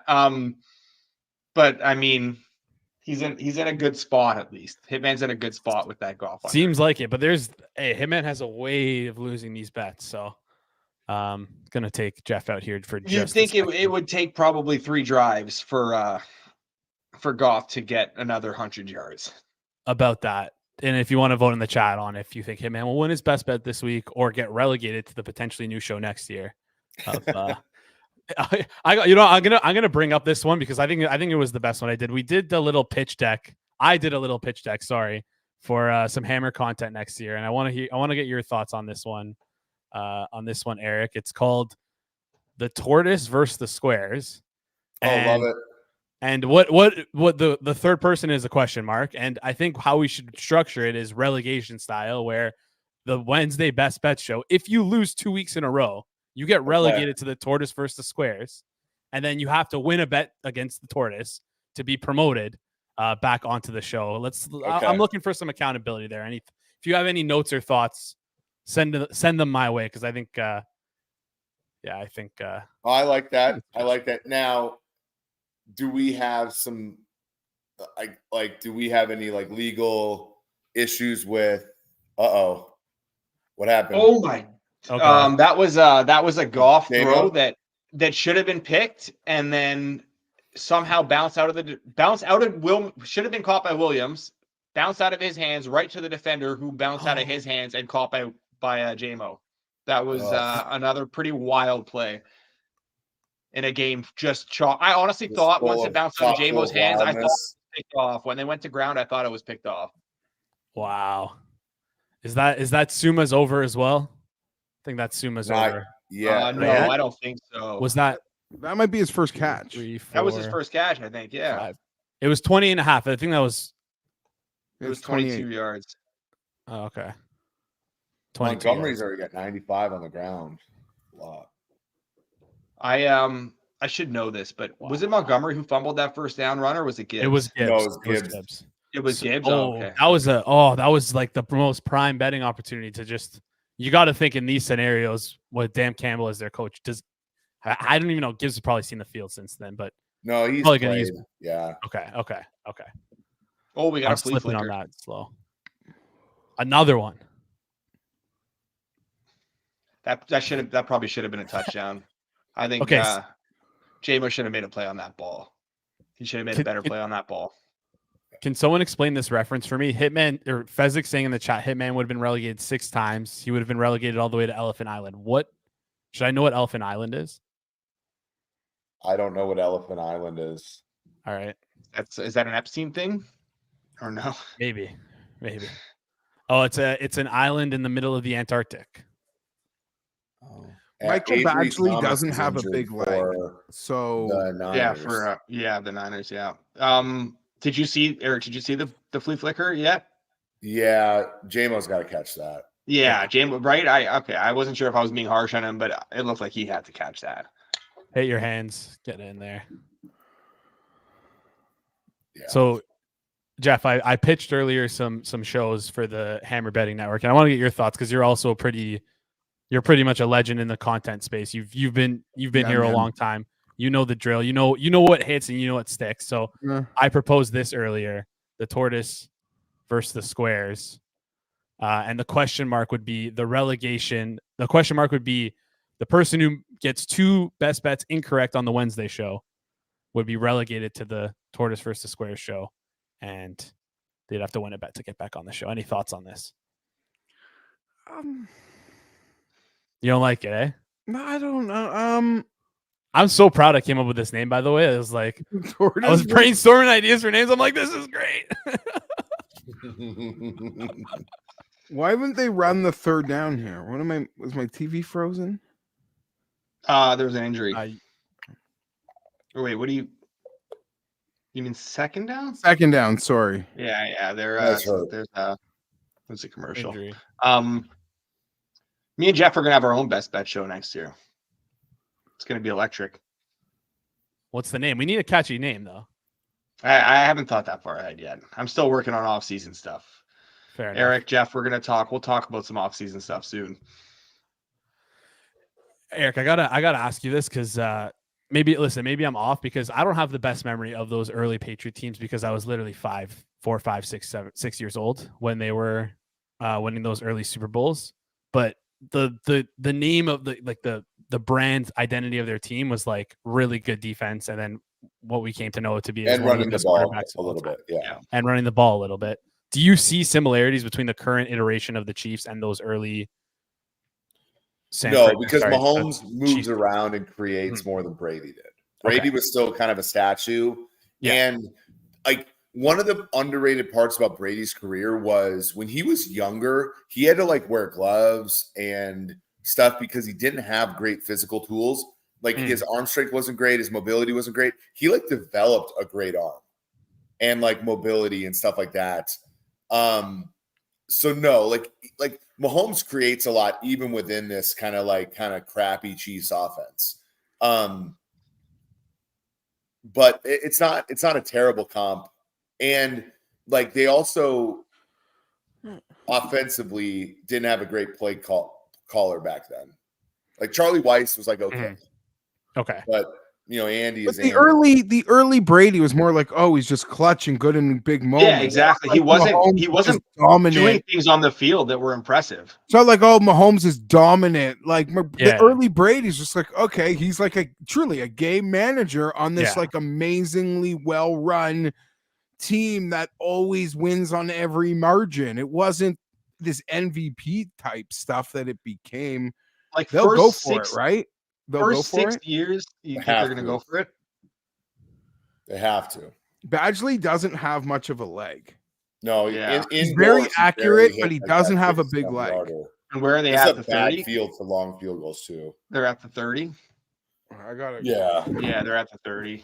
I think that like first 6 years Mahomes versus first 6 years Brady, there's not even a comparison. No. Yeah. 07's when Brady became like a real superstar QB. Yeah. No, I'm just curious because I don't remember those Super Bowls at all. I was 4 or 5 years old for those. That might be that's tough. That wasn't even close. It wasn't even competitive. Yeah, it wasn't even competitive. Yeah. Goff got flushed out of the pocket pretty quickly and he threw it to no one.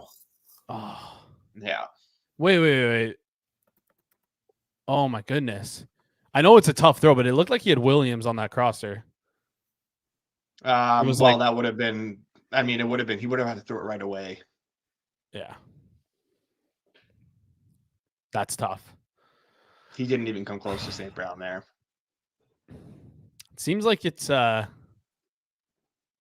don't want to say it's done, but it feels pretty honestly, it's felt like it since the fumble. It's felt like just enough time where if they give up a field goal here, they may be able to come back. Yeah. But like I think a lot of people on Forward Progress are rooting for a field goal here. Yeah. To get those team totals over. Yeah. Mm-hmm. That was Rob's best bet this week, was it not? Yeah. Some greedy fuckers are out there rooting for a touchdown here for sure too, because I saw the way the chat is, I've saw so many people on the spread here. So I have the spread. You're gonna be like, hey, I'll take a touchdown. I took them. Yeah, it's live. I don't know. Dan Campbell getting Brandon Staley comps on the internet right No, now. that not is Yeah, just they're calling that's him not Dan. that's uncalled for. They're They calling him went for Dan that all Gamble. season. They went for Actually, that all season. They went for that exact play on 4th and 3 from the 31. Yeah. 98% of the time this year they did that. So Yeah. what are people watching? Jeff and Eric, my dad and my uncles and my whole family really diehard Dolphins fans. Oh. Do you have hiring Brandon Staley, if they do hire Brandon Staley? Good hire, bad hire? What's the deal as a DC? I mean, the guy, he made Derwin James regress. The defense sucked. Always. The defense never had a big spot. The biggest stop the defense made, Alex, in years was against the Vikings, and that's because you guys screwed up. Like it's the Vikings. That's what we do, yeah. Yeah. I don't understand it. Now, for me, and They had some good games against Mahomes, didn't they? I will say nothing would make me happier in the little niche part of the internet where it's this Herbert Tua thing for Staley to go to Miami, for Tua to have Sundays where he plays like an MVP. The eyeballs make you think MVP. The stat line says MVP. And they give up 35 and he loses 32 to 35. That would make me, if the script writers could do anything, it would make Staley go to Miami, and then on Tua's best days, the defense gives up 40. That's what my heart needs. I think Eric can probably speak to this better than I can, but I think that we've seen a lot of coordinators be like good coordinators after really struggling to be head coaches when they were previously good coordinators before the leap it takes to be a coach. I think the 1 year part of it too is rough. Like he was only a coordinator for 1 year and he had aggressively good talent. True. Aaron Donald in his prime, Jalen Ramsey in his prime. Eric, I was defending your boy today. There are people, respected people on the internet saying, which I warned you could happen, which could hurt Mike McDonald, is people just looking at him like, who's the God? Wow. When did Purdy turn into Jeff Garcia, man? Right in front of our eyes. In the We biggest gave him the bulletin board material. You can't let him run anymore, apparently. Eric, I saw Seattle fans being worried about Mike McDonald because he reminds them of Staley. I had to say this. I had to chirp in. I had to say, whoa, whoa, whoa, stop the clock. McDonald actually has history. He has experience, way more top level experience than Staley. And number two, I should have taken this as my first warning sign. When Brandon Staley was asked about what's his coaching tree when he was hired and through his tenure, you know what he would say? His mom and dad. His mom and dad. The Bruce and Linda Staley coaching tree. I should have known right then I was fucked. It's an insult to Mike McDonald that he has to put up with these comps. Or from the this naked game eye. appears over, boys. This looks cooked. This looks like touchdowns very imminent. We're not even going to get Detroit to cover the number here. No. Well, I mean, the back door is open. The back door is open for them. Alex, you asked how this would play for the market. I think people are going to be more in. I don't know, because people were hating on Mahomes this week, and then he won a game people didn't think he was going to win. But this comeback, I think, is going to actually resonate a lot harder as people relive a game where they're going to just see it as lost opportunities for Baltimore, which is fair, but I don't know. It was a Chiefs masterclass. I think Purdy's going to win people over with this second half. But you don't think that the Chiefs are going to come out and do exactly what they did to Baltimore on their first 2.5 drives versus San Francisco? I'm going to bet the Chiefs with plus anything. It'll be a masterclass to start that game. I'll bet the Chiefs plus anything. No problem. No questions asked. I won't even hesitate. Those opening drives, Mahomes started this game. It was not 15 for 15, like perfection. And he was throwing guys open. Oh. Elijah Mitchell touchdowns. Game's over. Whoever's got the Elijah Mitchell last scored 27-0 in the second half. I was gonna say that's kind of crazy. Okay, so let's talk about this Super Bowl crowd now, Eric, because I think in this modern fandom time, nobody has left the Super Bowl outside of Atlanta. but the culmination of opportunities for San Fran, to think they don't have one between those Harbaugh years with the Kyle Williams fumble and those lost title games to the Giants, and then the blackout and then not being able to pay it off at the goal line, and then the Chiefs game a couple years ago in the Super Bowl, and then last year's title game. You'd almost like they should almost have had 2 or 3 titles post the game versus the Chargers in 29. Yeah. No, they If should. they don't win this, they'll almost feel scorned next week, if they don't already. And I say that after an amazing championship comeback. Wow. No, I mean they've made the conference title game or lost 10 or more games every year since 2015. No one is more due than them, I feel, to actually get. Well, that their win against the Chargers is the last Super Bowl win they've had. Yeah, and I just reeled off like the 6 opportunities, legitimate ones they've had since. Yeah. Yep. I'm seeing a lot of stuff in the chat.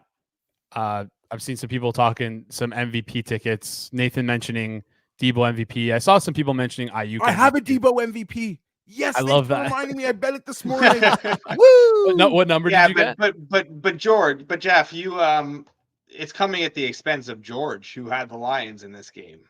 So, can you be that happy? George did okay, so George's Dalvin Cook MVP is dead. Yeah, and his Lions bet is dead. Well, yeah, but he's got Circa Survivor next year, so silver lining. I can't. I'll just say this: I love George. I'm a George super fan. You take this any way you want. If I have figured out the secret to the NFL, I would not be living in the Midwest in my mom's basement. Like, if I knew the secret to that league, I would not. There's a lot of places I could be. It wouldn't be that specific place. Yes, Nathan, I got getting blank in the second half. I played off Chernoff.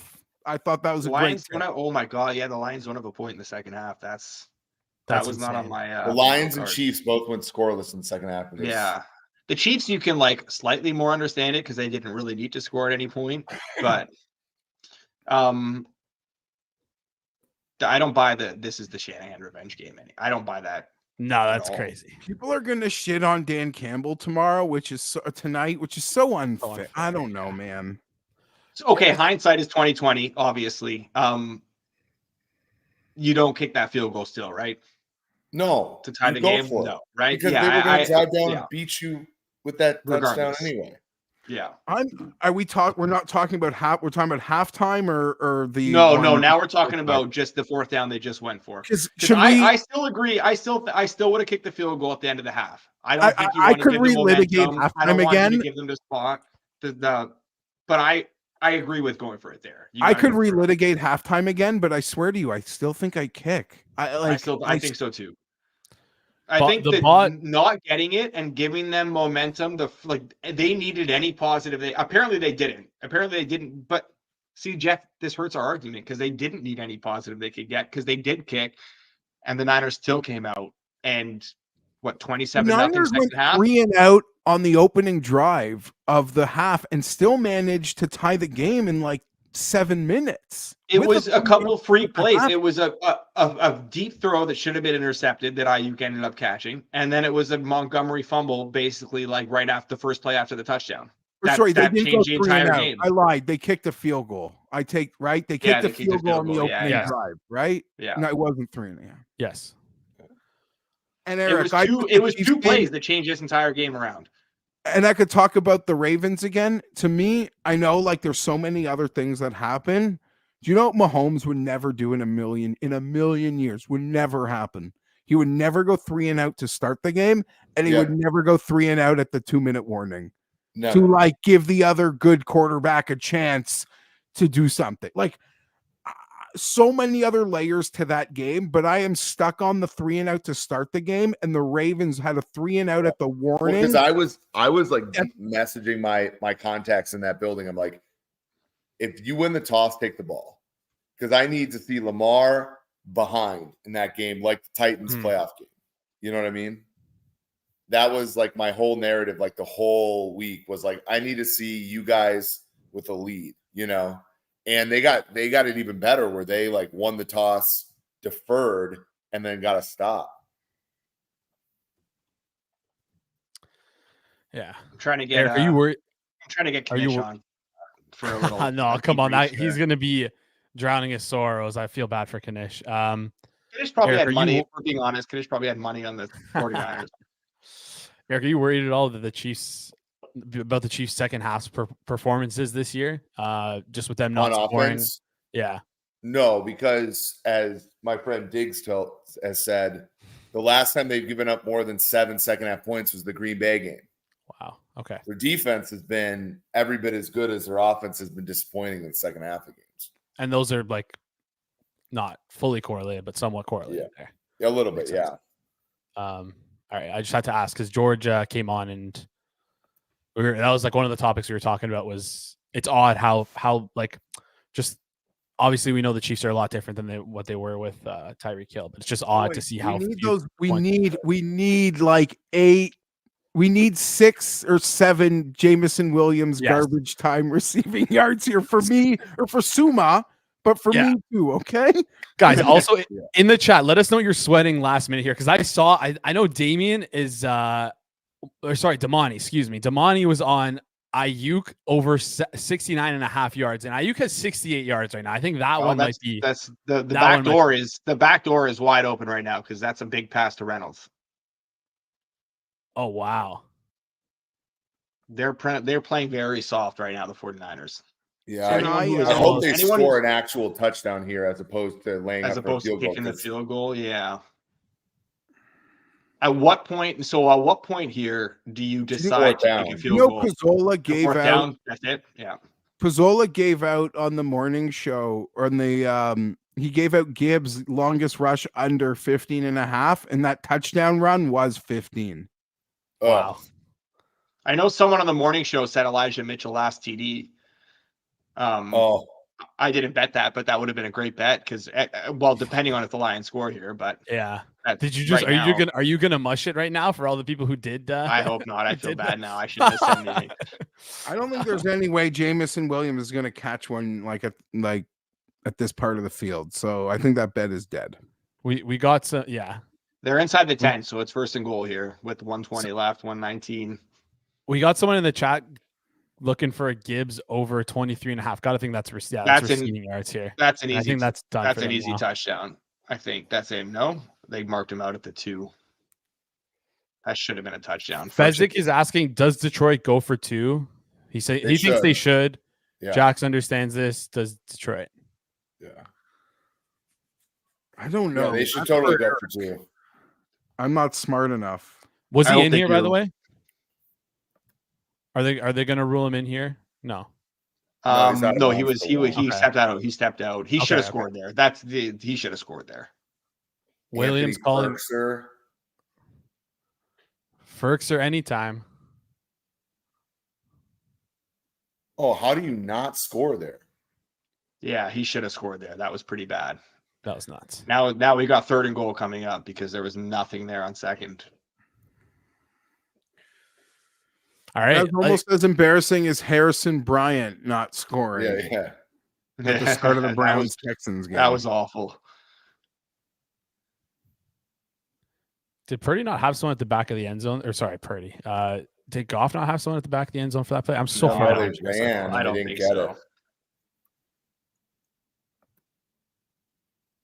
Oh, Dan Campbell's going to be such the spread guys. Oh, they ran on 3rd. Wow, and they didn't get it. Wow. They should call it time. They lost a couple yards. Spread bros need the field goal. They're going to kick a field goal now, I'd imagine. I don't think they'd go for it at this point. So that was killer because the 3 timeouts. That's 40 seconds for when they ran it. They ran it and they just called a timeout. So yeah. Hold on. Oh, the offense is on the field right now still. He couldn't possibly go for it. No, they can't kick. They have to go for it. You think so? Yeah. Going for it's the right thing to do. It's the only thing you can do now, Morad, in my opinion. You're not going to get down here again. You need the touchdown either way. You can't not get the touchdown at this point. How about Goff hitting 270 yards on this Although drive to as well? Loretto's point, you might only have a Hail Mary left anyway. Yeah, you might only have a Hail Mary. so- I don't think you're going to have time to get a field even goal if you're regardless. down 3, you only have a Hail Mary sort of Yeah. opportunity anyway. Yeah, That's my the run thinking there here. was a big mistake, especially with the And timeout there. they got it to During JMO. timeout. Wow. JMO touchdown. That's JMO anytime. 3 or 4 yards. JMO anytime. He's gonna be short of it, mother. Campbell put up the 2 Campbell put up touchdown the one. JMO day. Campbell put up the 1. Okay, So good cover. They're going to kick an extra point. Oh my You know, God. though, if a team's going to have a good onside kick, it's going to be Detroit. That's true. Michael Badgley. Why do you say that? They're a special teams team, I think, right? Don't want to put words in your mouth here, Eric. Yeah, they're a team that squeaks it out a little bit. The third down run really screwed them. It could have been a field goal game with a minute, a 3 and out. Like now, They could have had 3 timeouts still. Yes, Fezzik said they recover the onside kick. You can burn. There's at least like 54 seconds that'll burn between the 3 plays and then a punt. Even it's over. Yeah. Yeah, they definitely need to get the ball here. You need the They ball could here. have had a situation where if they threw it, they could have not recovered the onside kick and still at least had a fighting chance. Yeah, with the timeouts. How much how much is a timeout worth in like win percentage generally, Eric? Do you know? In the middle of a game, it's like 2 win probability points. True. Off the top of your head, what did you think that timeout cost them? Oh, that one? Or I guess just running it. Probably I mean, obviously they had to stop the 10%. clock there, right? So 10-15%. Yeah. Right, because there's the whole issue of being able to stop them, right? Mm-hmm. And then getting the ball and yeah. Patrick Burns is saying in the chat they had to kick the onside kick even with 3 timeouts. No chance Detroit was going to get a stop. But even at the small chance that they did, you still would rather have that. No, You're kicking an onside no matter what. But it was no a matter of what you weren't going to not kick it onside. Yeah. You could have gotten the ball back. You could have gotten it back with 50 seconds left. Exactly, and, without recovering. Gotten a chunk play and like only needing field goal. Yeah. All right, this is it here. How does this second half, if at all, change your opinion of Purdy? Or what was your opinion of Purdy coming in? Because I know like the rhetoric and the sentiment around Purdy was kind of overwhelmingly negative after last week and then after the first half.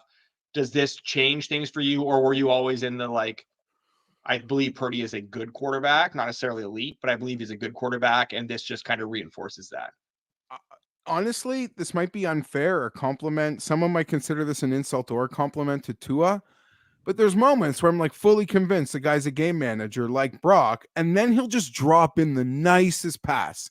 Granted, it's to a star. Granted, it's in a great system, but it's like, holy shit, that was such a nice dime. Where I'm like, okay, maybe it's a little better. Elite game manager. Kittle got it. Clean. It got touched and it got knocked, and there was maybe a chance, but Kittle got it. Eric really wanted his Super Bowl of destiny. That was your dream Super You're so Bowl. close. Could have been. You're so close. Covered at least, but couldn't have been could have closer. been. All right, fellas. You guys have a good one. Yeah. Thank you so much for joining us, the best. Eric. Congrats to the Enjoy Chiefs, Radio Eric. Row. If I don't speak to you, buddy. Yeah. All right. See you guys. All right, Eric. Make sure you guys check out Sumer Sports as well. I'm sure they're gonna have some great stuff for the Super Bowl. I should ask Eric before he left there, but that's some great preview stuff for the games. I believe. Also, go follow Tej on Twitter. He's doing some great work there, tweeting out stuff for Sumer Sports here. That was crazy. Flag. I think it was illegal touching. Yeah. Illegal touching in Detroit. Yeah. Dan Campbell is going to be unfairly, in my opinion, unfairly kicked. He made no bad decisions. There was nothing you could debate some of the decisions, but nothing was like obviously wrong. I'll give him one thing. People are going to see the point. People are going to think he left points on the field at the half, and then, but it's like people want it both ways. Kicked at the half. Oh, right, because you're saying people want to have it both ways. It's like you wanted him to go for it before the half, but subsequently kick the field goal there in the fourth quarter. Like you couldn't have done both. Like he did what he did, and he was consistent from opening day. Yeah, I think I think that's the best way to put it, is that he was consistent from opening day. Openers right now, we're seeing some 47.5 for the total for Niners Chiefs, and then -2 I is what we're see- at right now on I some see spots. plus- Pinnacle posted yet or I no? see a +3. I don't see a line yet on Penny, but I see a Where do you see that +3 that +3? Where do you see? Oh, we're not advertising for any other books over here. Drop that in the private chat for me if you don't mind, because Penny hasn't posted yet. But yeah, thank you guys so much. I'll message you on Telegram. Perfect. Jeff, if you want to bow out here, I think we're gonna wrap it up here. Jeff, I'm excited for your Chargers this year, man. No, I am. Well, listen, Jeff, before you go, it's getting towards the offseason in the NFL. If you guys bet on the NFL, if you do bet on the NFL and you have a bit of a betting hole, check out Jeff on Twitter, because does a ton of great work on some golf stuff. Yeah. So if you're looking for some golf futures or just want to get more into golf, Jeff is the guy you want to follow. So yeah, make sure. And on the way out, I'd like to say this: as someone who's a hardcore crazy fan about his team, I think if you came to my house, you might not know. I don't have a room dedicated to the Chargers or anything like that, which I don't think is weird. But I would say the nut low level of fandom, the nuttest low of hardcore fandom, are the pre-championship tattoo people. Oh God! That's just there's no, I don't engage. When you have some. Dude, you have some say this for the end of the show. minimum wage factory job. So you get some engagement on the internet. What the fuck? That's getting you pennies on the highway of life. You got That's this. not even the nut low of fandom. That's the nut low of life. Just in life. general. Okay, you're right, but it's specific of the fandom aspect of it, because they are, I assume, hardcore fans. They're not just Anyway, I just because I saw a lot of Lions tattoos. And I don't know. I think it's the weirdest thing in the world. It's the weirdest thing ever. Thanks, boys. I enjoyed it. I'm sure I got a loser to give out on the Super Bowl prop special. Man. Yeah, that was massive. We appreciate that. And you can find Jeff over on Odds Checker US, and you can find him obviously on the Mayo Media Network, which I'm sure a lot of you guys are familiar with here. Looks like the game is just about to, it's pretty much done here. There's a 1 second difference between the play clock and the game clock. So they'll have to snap the ball, but they can take a knee or throw it out of bounds or whatever, and it's game over. So all right. Man, congrats to the 49ers for making it this comeback. Seriously. And sucks for the Lions. I've been there, but they got the backdoor cover. They got the cover for Kanish. At least Kanish was saying they shouldn't be +7.5. And hey, he was probably right about that. And now this is 2 weeks in a row where we kind of seen the 49ers kind of shit their pants in the first half, and now second half kind of came back. You know what we didn't talk about? What? Goff finished 273. Oh yeah, Hitman lost his best bet again. Is there going to be 1 second on the clock where we can get some crazy negative yardage here, maybe with a lateral? Is that for Hitman to somehow win his best bet? No. That's probably not going to happen. All right. That's tough. Tough bounce for Hitman. Tough bounce for Suma. I feel bad. I feel worse for Suma here, because the JMO Williams should have got there. He had the target. What was the number? What did he have the number at? 20.5. JMO had 25. And I'm thinking of 2 instances where JMO had the ball in his hands and he dropped it twice. So plus the 42-yard run, just a tough bounce all around. That's tough. All right. I'm going to wrap this up here, guys. I just want to say thank you so much for not only tuning in tonight, but tuning in throughout the entire season. We've seen this channel kind of grow tremendously over the past year. And yeah, we appreciate all you guys. It seems like you guys are really enjoying this watch along content. So we're going to try and up it and get some more for you guys towards next season. Want to give a shout out, obviously, to Jeff, Eric, George, and Suma for sticking with us throughout the show. Want to give a shout out to you guys for sticking with us throughout the show here as well. On your way out, if you can just do me a favor here, if you can please just hit that like button before you get out. I know Rob would be super happy about it. I know you guys are used to Rob being the one here on the show. Hopefully Alex and I did a good enough job filling in for him. Wanted to give him at least one day off here during the football season. So yeah, if you guys can do that, it'd be greatly appreciated. Congratulations to the 49ers. Congratulations to the Kansas City Chiefs. We're going to have a lot of fun for the Super Bowl this year. Got a ton of content coming your way over on the Forward Progress YouTube channel, so make sure you subscribe. Make sure you tell your friends. We're going to be putting out 3 to 4 shows a week here leading up to the Super Bowl. Alex, You have any final thoughts before we sign off? I'm happy that a lot of best bets got home for Forward Progress this week. I think we got Rob's home at least, and at least we got Rob's and Eager's home. That was good. Man, I'm happy for Purdy too, because people were shitting on him quite a bit, and I don't necessarily think he's a great quarterback or anything like that, but like I think the sentiment around Purdy was overwhelmingly negative. But the thing I will leave everyone with is Chiefs plus anything. This is Chiefs plus.